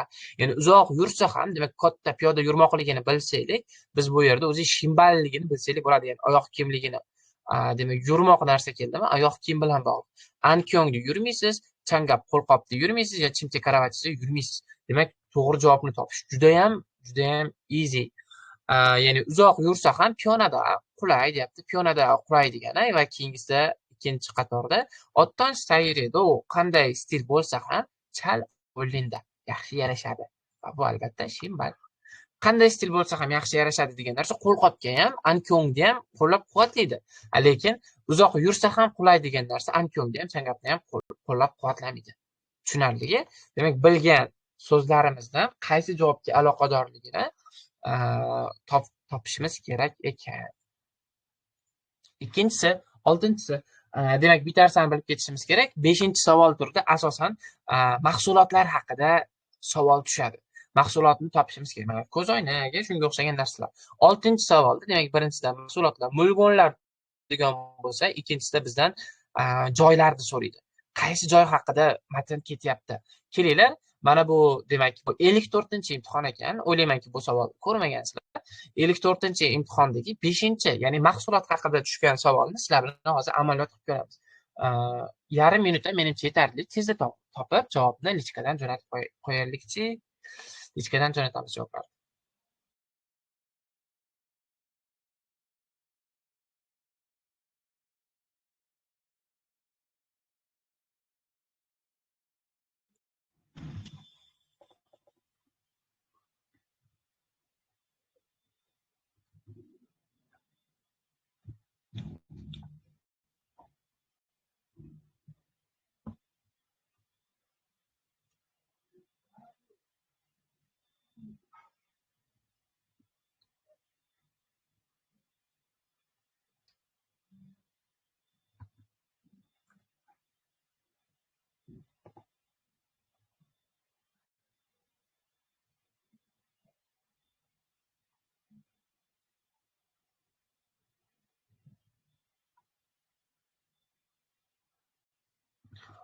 Okay, tahlilni boshlasak bo'ladi. O'sha hammadan javob keldi. Chom shipcho yoraman, osonroq, to'g'rimi? So'ri degani ovoz degani, ovozsiz kangnyoq hagi. Kangnyoq hagi. Kuchli degani, ya'ni ovozsiz kuchli to'rakada qaytib keladi. Demak, to'rakada nima desam bo'ladi? Ovozsiz kuchli qaytib keladi. Hozircha tarjima qilib turaylik, keyin qaysi ma'noda gapirayotganini topib olamiz. Chog'in yangi seje ro seje yoraman, seje bu asosiy javobga yo'naltiradigan so'z bo'lyapti bu yerda. Seje degan parashok degan, to'g'rimi? Soda deymizmi? Ro degan orqali degani, ya'ni orqali bilan degan ma'no, do ham. Ya'ni oz miqdordagi, yangi miqdor degani oz miqdordagi parashok orqali ham mayli har kuni serovun, yangi o't degani, kiyim degani, chorom degani, dek degani, yangi kiyimdek deyilyapti. Ya'ni ozgincha so'dangiz bo'lsa ham uni yangi kiyimga o'xshatib qo'yamiz degan ma'noda. Va endi ovozsiz nima endi kuchli qaytarib beradi dedi. Albatta javoblarga qaraydigan bo'lsak, sonpungi ventilyator. Menimcha ventilyatorni parashokka aloqasi yo'q. Ningjango xolodilnik, kompyuter, setakki, endi bu kir mashina. To'g'rimi? Endi bu yerda rostdan ham kir mashinaligini bittada topib olishingiz mumkin. To'g'ri javob bu. 100% tarjima qilib, haligi kimdir mendan hozir javob belgilasa, mendan tahlil so'raydi deb o'ylab o'tirmang. Ishonchingiz komilmi? Sirasi to'g'rini urib keyingisiga o'tish kerak. Demak, 50 ta savolga 70 minut vaqt beriladigan bo'lsa, bittasiga 1,5 minutdan deb o'zingizga bo'lib olmang. Demak, buni yechishim uchun 1,5 minutim bor deb o'ylamang. Buni yechishga 1 minutdan emas, 20 sekund sarflashingiz kerak xolos. 20dan keyin 30dan keyingi savollarga 2-3 minut sarflaydigan savollar kelib qoladi. Ularga yetib borish uchun 1dan 24gacha 10-15 minut ichida yetadigan bo'lishingiz kerak. Hop, ana endi demak 5-savol turini tushunib oldik biz. Demak, mahsulot haqida narsa tushar ekan. 6-sida esa joy haqida tushadi. Mana yohingsa, yohingsani ham birdan yodlab kelasiz. Yohing bu, hesa sa, ya'ni tur firma deymiz, sayohat agentligi. Kungyonjang demak tomosha bo'ladigan joy, san'at saroyi deyishimiz mumkin. Yonghwagwan demak kino ko'radigan joy. Ucheguk endi bu pochta. 고객님의 소식을 빠르고 정확히 고객님의 물건도 내 것처럼 소중히 ya'ni 고객님 degani bu demak o'sha joy uchun servislarni foydalanayotgan odam bo'ladi, ya'ni mijoz. Ya'ni mijozning, ya'ni sizning deyapti, mijozning so'shig'i xabarini tezda 정확히 konkretniy qilib, aniq qilib deyapti va mijozning narsasini ham negot처럼 ya'ni meni narsamdek, ya'ni o'zimnikidek so'zini avaylab deyapti. Endi qaysi javob to'g'ri keladi? Bu yerda demak yohingsa sayohat agentligiga aloqasi bo'lmayapti, Kongyonjanga ham aloqasi yo'q, kinoxonaga ham aloqasi yo'q. Bu yerda pochta haqida gap ketyapti. Ya'ni sizda birorta mahsulotingizni deyapti, o'zimizni narsamizdek avaylab yetkazib beramiz degan ma'no borda bu yerda. Shuning uchun bu matn 4-javobga yo'naltiradi bizni. Endi sizlar uchun 6 mana bu 54-imtihonni testi amaliyotga bo'ladi. Xo'p. 20-30 sekund sarflash bu normalniy, tezda yechib javoblarni jo'natamiz.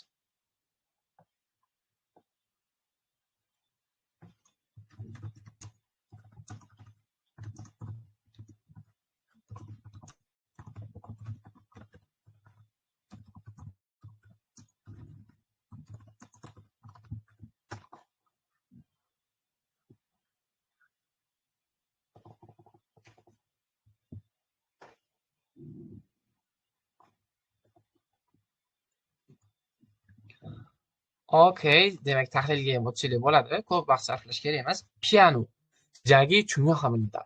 Ya'ni pianino boshlash muhim. Kicho degani bizda universitetimizda programming kicho degan fan bo'lardi. Ya'ni kicho degani bu asos degani, bazaviy, fundament deydi-yu, ana shu narsa.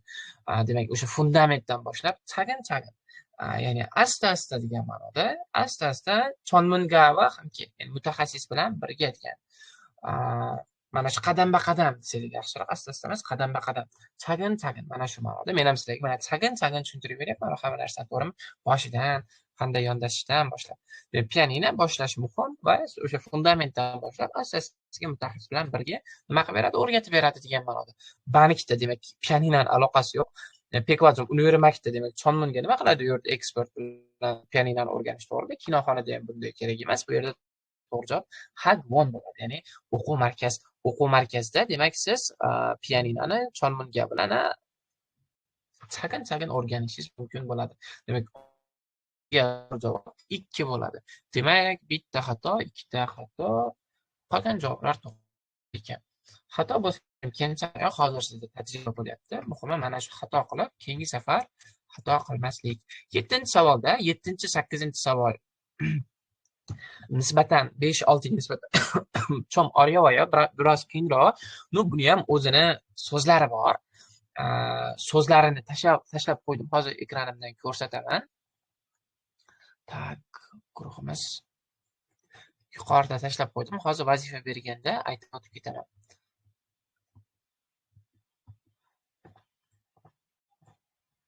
Qaniga endi. Guruhda ilki 3-4 so'zlari degan nomli faylda jo'natgan ekanman. Mana bu so'zlar. Demak, bu yerda 7-8 da 3-4 deb yozilgan mana bu yerda. Yo'q, bu 3-4 emas, 7-8 bo'lish kerak edi. 7-8 da tushayotgan eng asosiy so'zlar. Deyarli 80% mana shu so'zlardan tuziladi. Shu so'zlar asosan ko'p qaytayotganligi uchun bitta fayl qilib yig'ilgan. Demak, bularni yodlab oladigan bo'lsangiz, yana sizda o'sha 4 ball osmondan tushdi-da. Osmondan ham tushmaydi. Buni yodlash ham chom oryovoya boshida qiyin bo'ladi. Qaytaraversangiz, kalliga kirmasdan boshqa iloji yo'q. Deylik, endi savolimizni o'ziga qaytamiz. Hozir 7-8 da nima beriladi? Bizga qanaqadir bir xvaldunglar, aktivitilar beriladi. Masalan, ozgincha gap ketadi. Demak, bu telefonda gaplashish odobi. Yoki mashinada masalan kamaringni taqib yur, tezligingni boshqar deydi. Bu demak mashinadagi xavfsiz haydash, sigaretingni bu yerga tashlama, demak yoki yong'inni oldini olish. Har joyga ham deylik musorringni tashlama, yoki asraylik atrof muhitda deydigan bo'lsa, bu atrof muhit muhofazasi. Mana shunaqa narsalar tushadi 7-8da.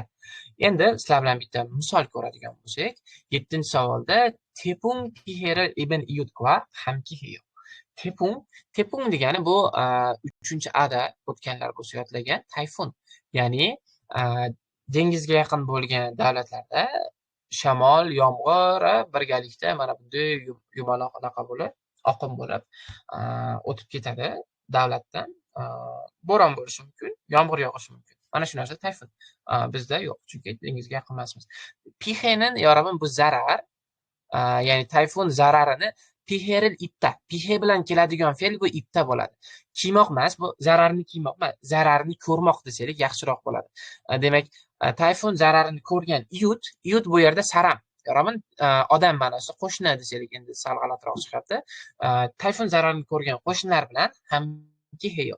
Birga qilamiz, ya'ni birga bo'lamiz degan ma'noda chongso va palledo tomi sonkir, ya'ni chongso, ya'ni tozalov va palle kirish orqali yordamimizdagi sonkil, qo'l yo'li. Endi yordam qo'li desa, tomi sonkil degani yordam qo'li desak yaxshiroq. Ya'ni o'zimiz mana shu tozalash va kirlarni yuvish orqali yordam qo'lini cho'zaylik degan ma'noda bitta matn kelyapti. Tasavvur qiling, sizga to'liq gapni berib qo'ymaydi. Mana shu gaplarda majoziyroq ma'noda asosiy gapni ham asosiy joyidan kesib olishadi-da. Vaqtlarda nimalar kelyapti? Birinchisi Pungsahvaldong. Pungsahvaldong bu volontyorlik. Volontyorlik nima bilmaydigan bo'lsangiz, agar volontyor.uz degan saytga kirsangiz, volontyor nimaligini bilib olasiz. O'zbekistonda ham volontyorda bo'ladi. Ya'ni birorta ishda tekinga, demak, ana shu ish harakatni o'zingiz kuchingiz va bilimingizdan kelib chiqib, tekinga yordam berish. Mana shu volontyorlik bo'ladi. Konkong yejol, konkong ya'ni ommaviy, mana shu jamoaviy degan ma'nolarda, yejol degani odam. Ya'ni jamoat odoblari desak yaxshiroq. Chavon choylak. Chavon degani resurs. Resurs nimalar bo'lishi mumkin dedik? Elektr, gaz. Resursni tejash, biror nimani tejash haqida gapirmayapti yoki anjon-unjon xavfsiz haydash.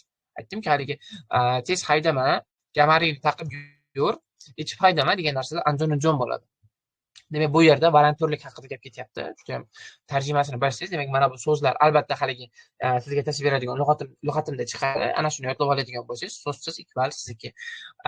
Demak, volontyorlik haqida gapiryapti. Ana shunaqa tayfun orqali zarar ko'rgan qo'shnilarga, demak, o'zimiz yordamimizni beraylik degan ma'noda. Turkiyada zilzila bo'lganda shunaqa xabarlar bor edi, to'g'rimi?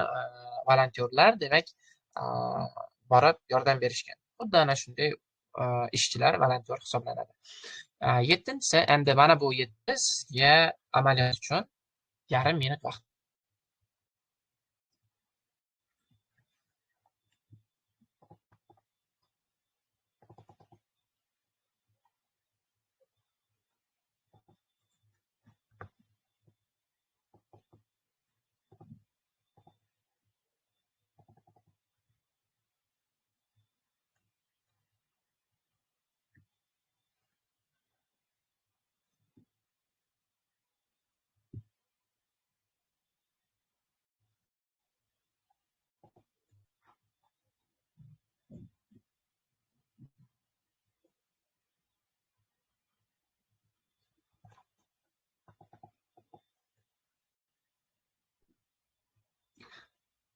Xo'p, javoblar tezda jo'natamiz. 2 kishi bo'ldi. Demak, hammadan keldi. Tahlil o'tkazilgan bo'ladi. Demak, javoblarga birinchi to'xtaladigan bo'lsak, konkong yejol, demak, haligida chiqdi. Aytdim-ku, savollar mana shu ichida keladigan so'zlar takrorlanaveradi. Jivachka har safar mana shu narsalar qaytib kelaveradi. Demak, mana bu qarang, orada 2 yil o'tdi. Mana bu 87-imtihon, haqiqiy imtihon, mana bu haqiqiy 54-imtihon haqiqiy tushgan. Orada 4-5 yil bor, no, hali ham ana shu so'zlar qaytib yuribdi. Deylik 8-sida, 7-sida, demak, Hengbukhan Kicha, ya'ni baxtli poyezd deyapti, yo'qangal Hengbukhan Kicha yo'qang, ya'ni baxtli poyezd sayohati uchun Huydeponin Chintongro. Telefoningizni Chintong degani bunaqa vibratsiya deymiz va bunaqa bezuk qilib qo'y deymiz-ku, ana shunaqa narsada ishlatyapti. Telefoningni vibratsiya qil deyapti. Tevanin cho'yongi, gaplaringni, suhbatlaringni cho'yongi. Sekinroq shu gaplashma iloji bo'lsa degan ma'noda cho'yongi deb ishlatyapti. Cho'yong degani jim degani. Endi bu yerda nima bo'lyapti? Demak, poyezd sayohatiga telefoningizni beshik qo'yganlarga xalaqit qilmasin va suhbatlaringizni ham sekinroq ovoz bilan. Demak, sago yebang, baxtsiz yebangada degani makta, oldini olish, to'smoq degan ma'noda sinonim makta bo'lishi mumkin. Demak, hech qanaqa sagolarni yebang qilgani yo'q yoki chongi cholak bo'lgani yo'q bu yerda. Elektr tejash, Kyoto Anjon xavfsiz haydash haqida gapirmayapti bu yerda. Demak, bu yerda jamoat odobi ketyapti. Sizni masalan telefoningizdagi ovoz rosa ham yoqmaydi, to'g'rimi? Endi sayohatga chiqqaningizda kimdir ovozi jinglab tursa yoki baland ovoz chiqadigan bo'lsa yoqmaydi. Hattoki gaplashsang hamma endi demak maza qilishligi uchun degan ma'noda tushunsak bo'ladi. Demak, to'g'ri javob bir bo'lar ekan. Demak, aksariyat 80% to'g'ri javoblar bor. Okey. 8-sini tahlil qilamiz. 상품의 바코드를 입력키에 대워 주십시오. 상품 금액을 확인하고 카드로 결제해 주십시오. Ya'ni mahsulotning bakoodi degani kodi bo'ladi. Mahsulotning o'zini kodi bo'ladi. Mahsulotning demak shu kodini ibnyok deb yozilgan bilan ibnyok deb o'qiyman. Kiritib deyapti. Kiritib tevo tushibsho kesin deyapti va mahsulot tekshirib karta orqali kelchaga tushibsho. Kelcha qada degani o'sha to'lamoq. To'lang deyapti. Javoblarga qaraydigan bo'lsak, hengsaneyong, ya'ni hengsa degani bitta o'sha event, tadbirni mazmuni, hech qanday tadbir mazmuni haqida gapirilmayapti. Yakmuni, ya'ni biron qilish murojaati, biror nimani biron qilish haqida gapirmayapti. Foydalanish uslubi sayong pangpop, kyovan 요청 degani so'rov, zaпрос deymiz rus tilida. So'rov. 요청할 때 우리는 세요, 십시오라는 문법을 사용하잖아요. Ya'ni biz 요청 qilganimizda seyo grammatikasini ishlatamiz. Ana shunaqa buyruq berganda deb odatda tushuntiramiz. Uni korrekt 요청 bo'lib kimgadir so'rov berasiz. Demak, hech qanaqa kyovan narsani almashtirish so'rovi ketmayapti bu yerda. Bu yerda demak foydalanish uslubi. Kodini kirityapti, kartini kiritib, demak to'lovni tekshirganingdan keyin to'lagin deyapti. To'g'ri javob demak 3 bo'lar ekan. Hech qanday bir IQni ishlatadigan joyi ham yo'q. So'z boyligi bo'lsa ozgincha, demak ana shu so'zlarni yodlab olgan bo'lsangiz, bemalol to'g'ri javobni olsangiz bo'ladi. Mana bunisi 54-imtihondagi 8-savol esa sizlarga.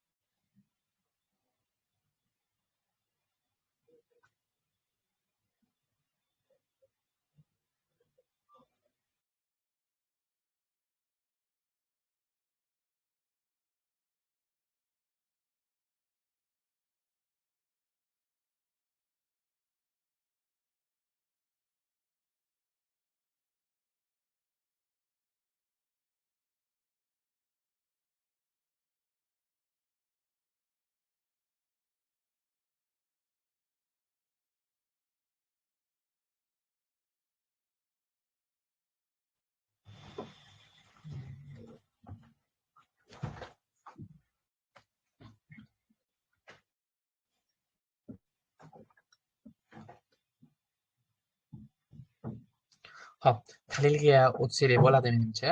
Demak, 8-savolda Shinmun Pangsong. Pangsong bu demak eshittirish desak bo'ladi. Radio, televideniya ham bo'lishi mumkin. Demak, gazeta eshittirishi bo'lyapti ekan bu yerda. Gazeta eshittirishida qiziqishi bo'lgan odam Shinipsengimyon, ya'ni Shinipseng, shin serobda ip demak, oda seng haksing.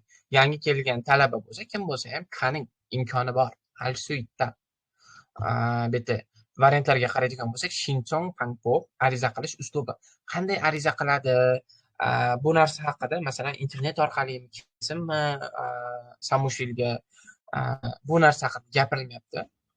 Ikkinchisi, 3 ga to'xtalaylik. Mochib kelgan degan muddat qaysi vaqt oralig'ida qilsin, qaysi vaqtdan o'tib ketmasa, qanaqa vaqtda kelsin, bu narsa ham ketmayapti. Va Hvaldong ne yo'q.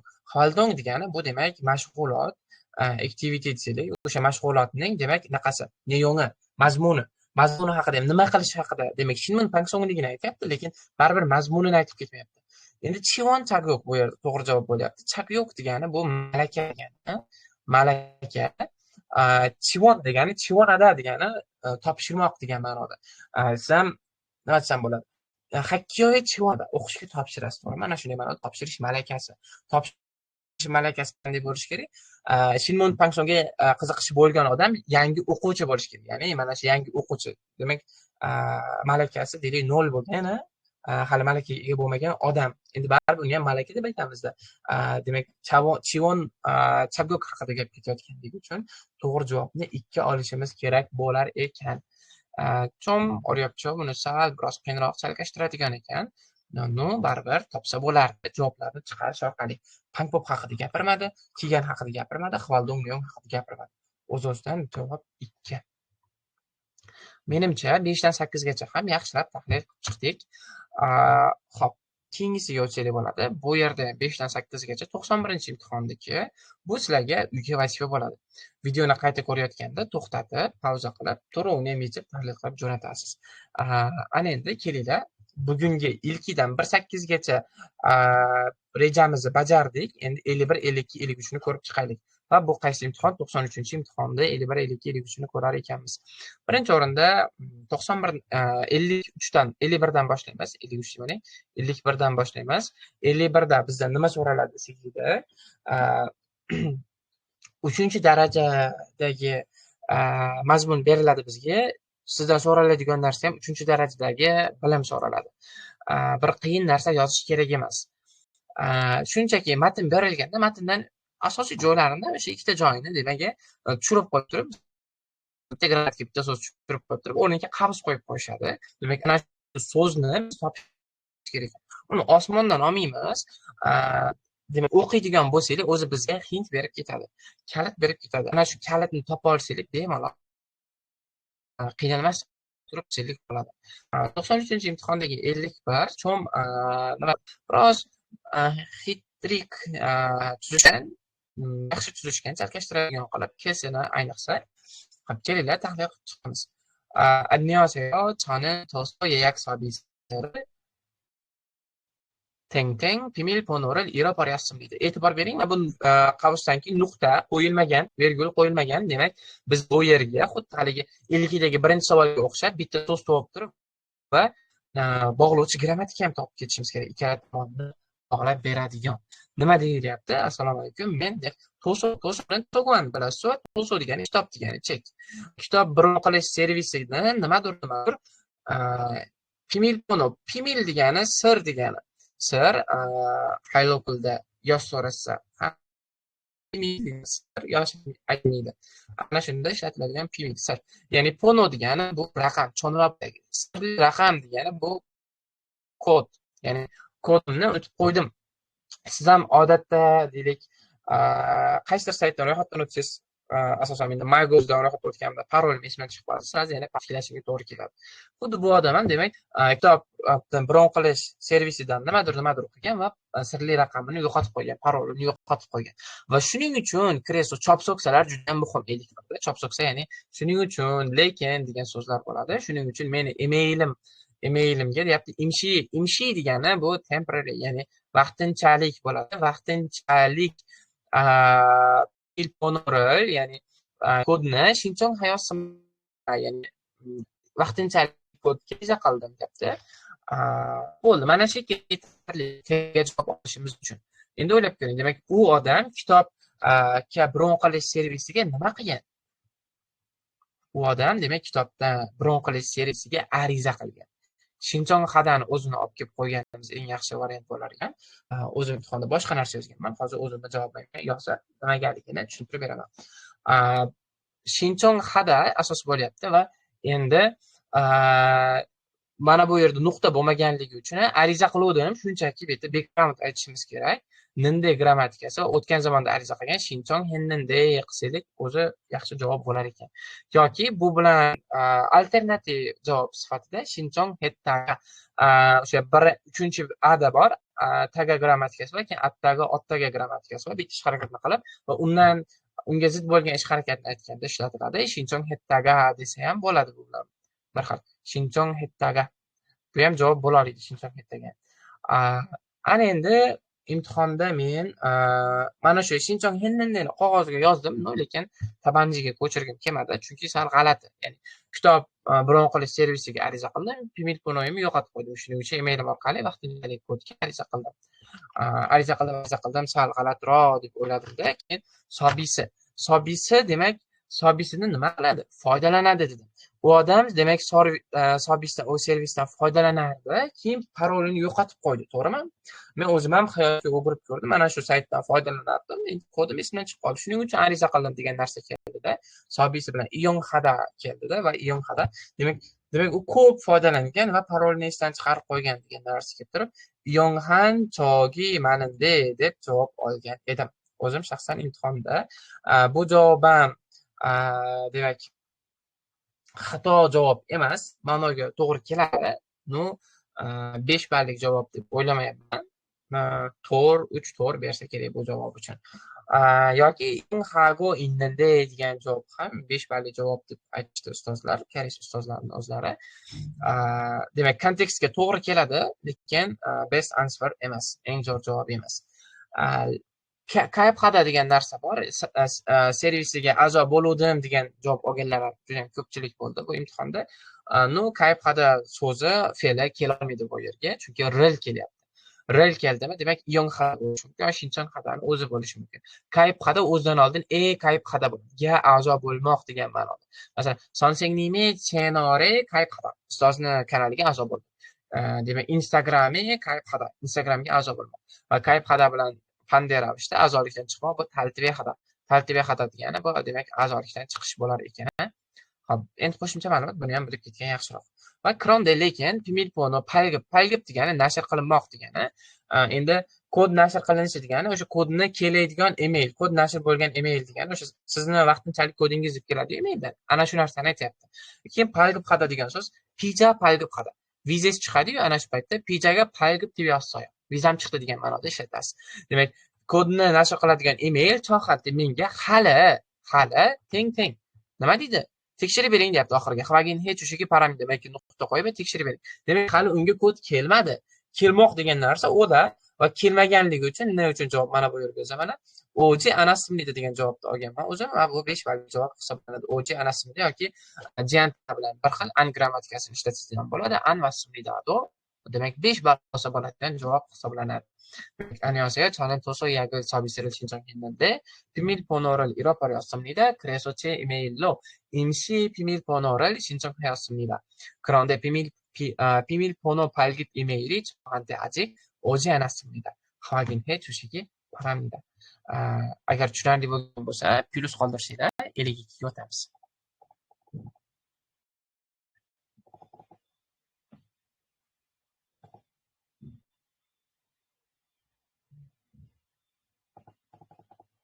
Okey. Yaxshi. Tushunarli bo'lganini xursandman. 52 ga o'tsak bo'lar ekan endi. 52 ga nisbatan osonroq chekkan bo'ladi. Agar 52 ni ko'p mashq qilgan odam bo'lsa osonroq. No yetsa bo'ladigan juda qiyin emasdi. 온도 차이가 심한 계절에서는 온도 harorat bo'ladi, to'g'rimi? Harorati chayi degani farq degani. Demak, harorat farqi shimxada degani baland. Harorat farqi baland bo'lgan fasllarda harorat farqi mana bu jiddiy bo'lgan fasllar nima? Qishdan bahorga o'tadigan payt bo'ladi yoki kuz bo'ladi. Albatta havo isib ketadi. Kechqurun havo juda ham sovib ketadi, to'g'rimi? Ana shunaqa fasllarda munul yo'ronomiyon, ya'ni eshikni ochib qo'ysangiz, deyapti pagat kongiga, ya'ni pagat degani tashqari degani. Tashqaridagi havo tashqaridagi havo anirotrova, ya'ni ichkari degani ichkariga trovaso kirib, energiyaga nangbitvelsuitda energiyaga nangbitvelda, ya'ni isrof bo'lishi mumkin. Energiya isrof bo'ladi. E'tibor bering, rostdan ham demak, havo kiradigan bo'lsa, konditsioner uni isitishga yoki sovutishga masalan ko'proq energiya sarf qiladi, to'g'rimi? Bu albatta pul turadi. Iron enerjiye nangpi degani demak isrof qilmoq. Bunday energiyaning isrofini nimadir nuqta qo'yilmadi, e'tibor bering. Hvajonmun yorobun hvajonmun, mana bu aylana eshiklar bo'ladi. Supermarketlarda ko'rish mumkin. Hvajonmunul soljihanin ko'muga manta, ya'ni hvajonmunlarda o'rnatib qo'yadigan holatlar ko'p. Demak, bunaqa energiyani nimadir isrofini nimadir hvajonmunda o'rnatib qo'ygan holatlar ko'p. Hvajonmunul soljihamin faqat kongiga aniro, ya'ni hvajonmundan ishlatsa, o'rnatsa, tashqaridagi havo ichkariga nimadir tez to'sib berib, kirgan havo tashqariga chiqib ketadi. Mana bu yerda magachuda degan narsa juda ham muhim. Magachuda degani to'sib bermoq. Ya'ni bunaqa energiya isrofini bunaqa eshik nima qiladi? To'sib beradi. Energiya isrofini to'sib beradi yoki oldini oladi.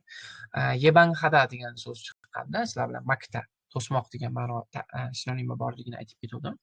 Nangpiri demaga qanday javoblar olishimiz mumkin? Yebanghada degan fe'lni olishimiz mumkin ekan. Birinchi o'rinda sizlar qaysi fe'l tushishini topib olishinglar mumkin yoki magachuda. Maktani o'zini olaylik.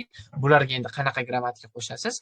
Isrofni to'sish uchun hvajonmunda o'rnatiladigan holatlar ko'p. Shunaqa holatlar ko'p. Nima uchun? To'sish uchun. Shu uchun grammatikasi givi heso bo'lishi mumkin yoki givi hesoni sinonimi ryogo bo'lishi mumkin. Ryogo ikkalasini ham olsangiz bo'ladi. Yebang ha givi heso, yebang ha ryogo, makki vieso, o'zi makki viesoni olganman. Magir yogo. Hammasi 5 balli javoblar hisoblanadi. Mana shunaqa, qiyin emas edi. Keyin bitta narsani aytmoqchi edim. Demak, bizda ham hozir 4 ta kombinatsiyadagi javob bo'lyapti. Siz masalan, voy men 4 tani bilaman deb turib, n na qatoriga, k na qatoriga 4 ta javob yozib chiqishingiz shart emas. Shulardan ichidan bittasini yozsangiz yetarli. 4 ta yozadigan bo'lsangiz, ballingiz уже kesilib ketishi ham mumkin. Hvajonmunul soljihamin, demak hvajonmun o'rnatadigan bo'lsak, tashqaridagi havo ichkariga nimadir tezda to'sib kirgan havoni tashqariga chiqarib oladi. Endi bu yerga nima olamiz? Havo ichkariga nima bo'ladi? Kirib keladi, to'g'rimi? Kongiga aniro. Mana shu kongiga aniro degan joyni izlasanglar, masalan, fikr kelmayaptimi? Shunga o'xshagan joyni izlab ko'ringlar. Qaysi fe'l kirishini bilib olishinglar mumkin. Buni juda ham ko'p aytganman darslarda. Masalan, kongiga aniro degan narsani ichidan izlab ko'rsangiz, masalan, kongiga aniro o'zi bilan qaysi fe'l keldi? Troda degan fe'l keladi. Demak, biz ham fe'l sifatida trodani olishimiz kerak bo'lar ekan. Troda. Kirib kelmoq. Endi to'sish uchun deyilyapti. Tezda to'sish uchun, ya'ni ichkariga kirib kelishini to'sish uchun degan narsani aytishimiz kerak. Shu ish grammatikasi nima bo'ladi? Ningot, to'g'rimi? Endi kirib kelishini magachuda o'zidan oldin ni to'smoq ma'nosida ilril keladi va shuning uchun go'sil qilib qo'shib qo'yishimiz kerak bo'lar ekan. Demak, shu yerda javobni javobimizni to'liq qiladigan bo'lsam, turo onin go'sil degan narsani yozsangiz o'zi yetarli. Tronin go'sil, ya'ni kirib kelishini to'sish uchun kirgan havoni demak tashqariga chiqarib oladi. Demak, havo bag'dan kirib kelsa, bu aylantirib yana kirgan havoni chiqarib oladi degan ma'noda 52-savol tushgan edi. Tushunarli bo'ldi degan umiddaman. Savolinglar bo'lsa, mikrofonni yoqqa bemalol aytib ketishinglar mumkin, so'rab ketishinglar mumkin. Tushunarli bo'lgan bo'lsa, 53ga o'tsam ham bo'ladi. Okay. Savol yo'q o'qyapti. Demak, 53-ligini sizlar bilan tahlil qilishni boshlaymiz.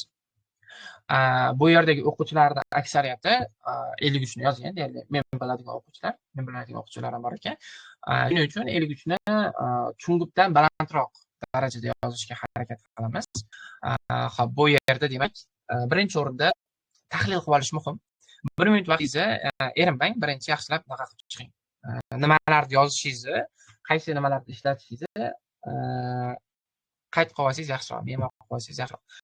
birinchi o'rinda joy berilyapti bizga. Mana bu yerda joydan boshlayman. Doimo joyga es qo'shishdan boshlaymiz. Mana shunga esonin deydigan bo'lsak va bizga mavzu berilyapti. Mavzuga ETHyo deymiz. O'zimizni shaklda mana shu egacha yozib turib ETHyo haqida THya bo'lib qoldi. Shuni o'chiramiz.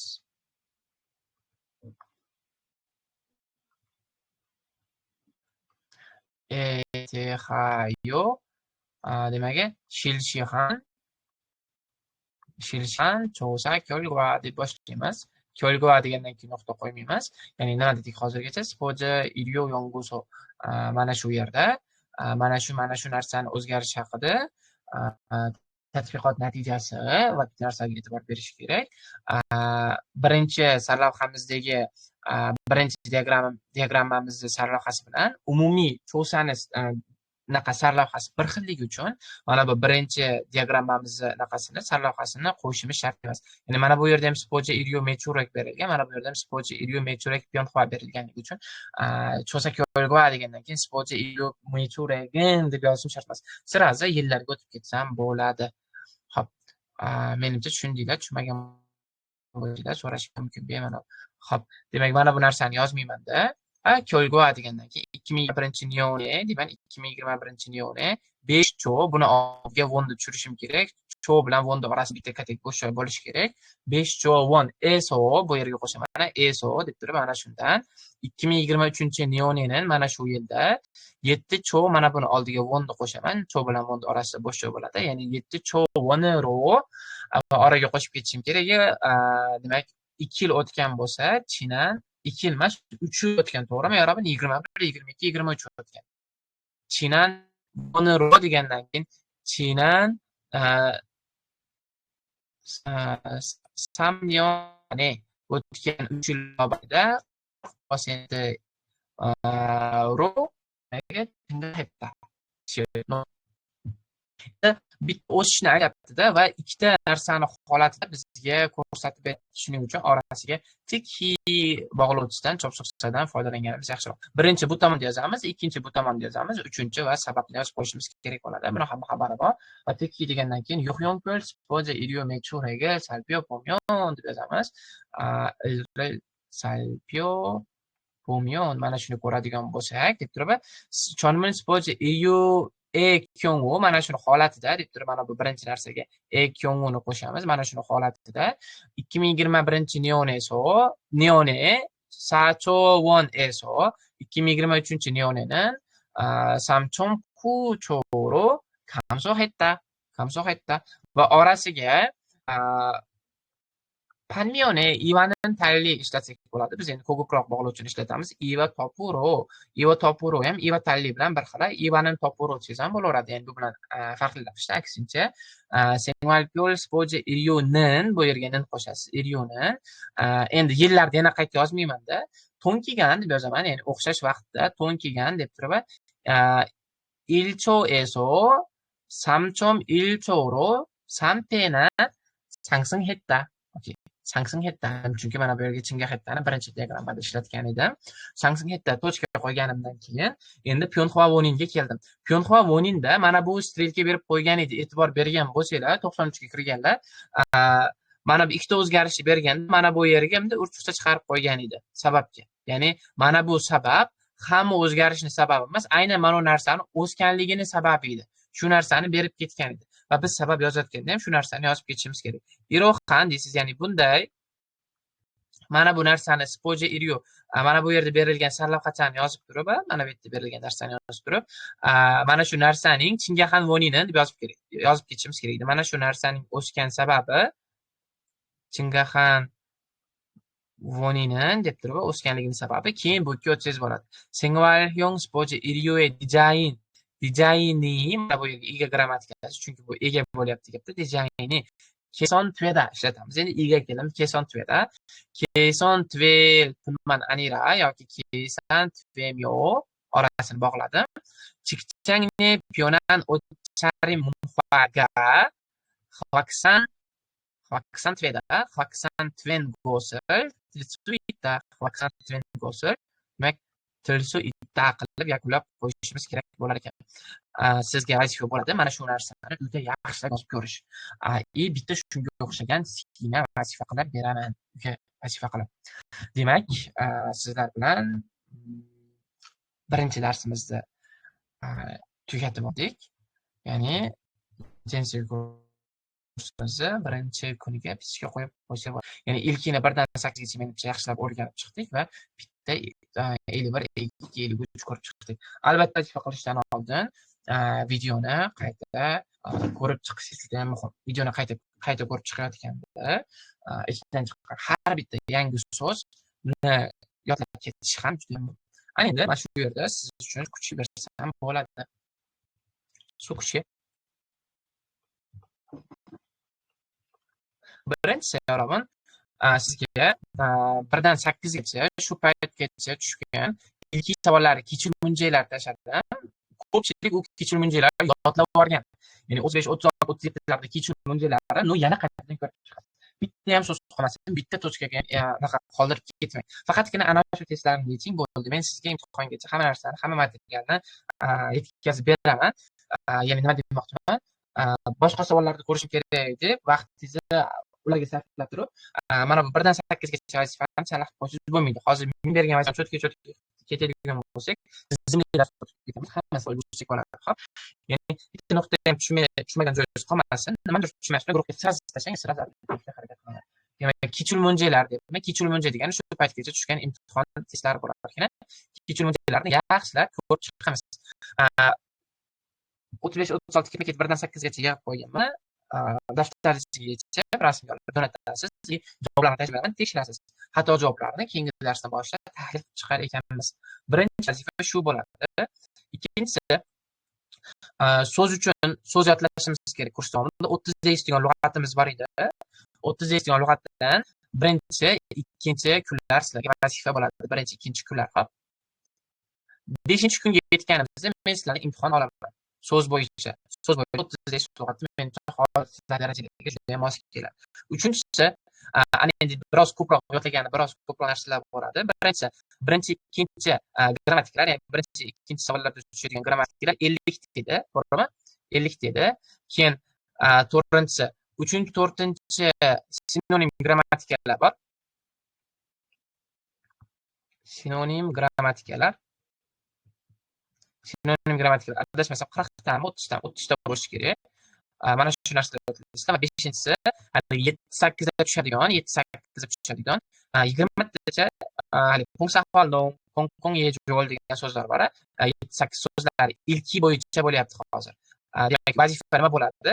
Mana bu uchovini yodlab olsanglar, mana bu vazifalarni qilsanglar, qancha ko'p mana shu so'zlarni, narsalarni yodlasanglar, mana bu 1 dan 8 gacha yetish ham shuncha oson bo'lib ketaveradi. Demak, fokusni shu narsaga qaratib turarkanmiz. Ilk 1-8 ga qaratib turarkanmiz.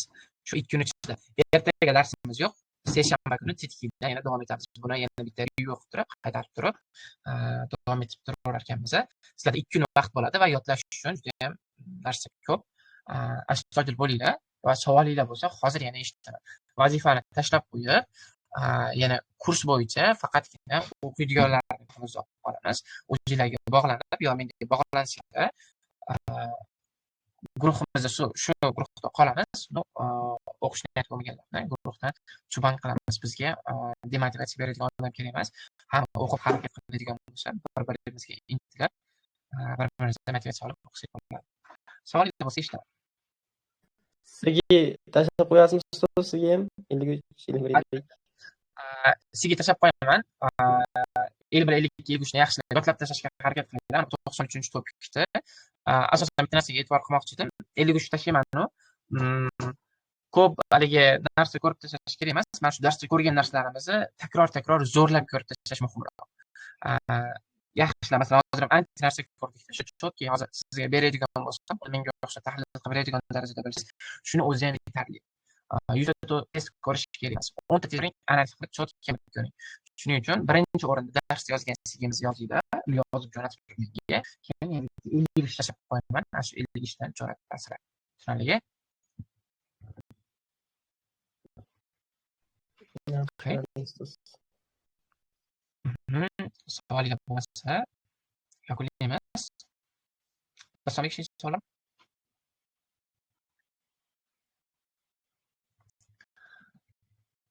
Savol yo'q o'xshayapti. Unday bo'lsa, keyingi darsimiz 23-kuni soat 6:30da. Agar to'lov qilgan taqdiringizda ham darsga 2 marta sababsiz qatnashish yoki dars qilmaslik sizni guruhdan chiqishingizga sabab bo'ladi. Shuni unutmang. Buni yaxshi tomoningdan demak imtihon tayyorgarligini astoydil qilamiz.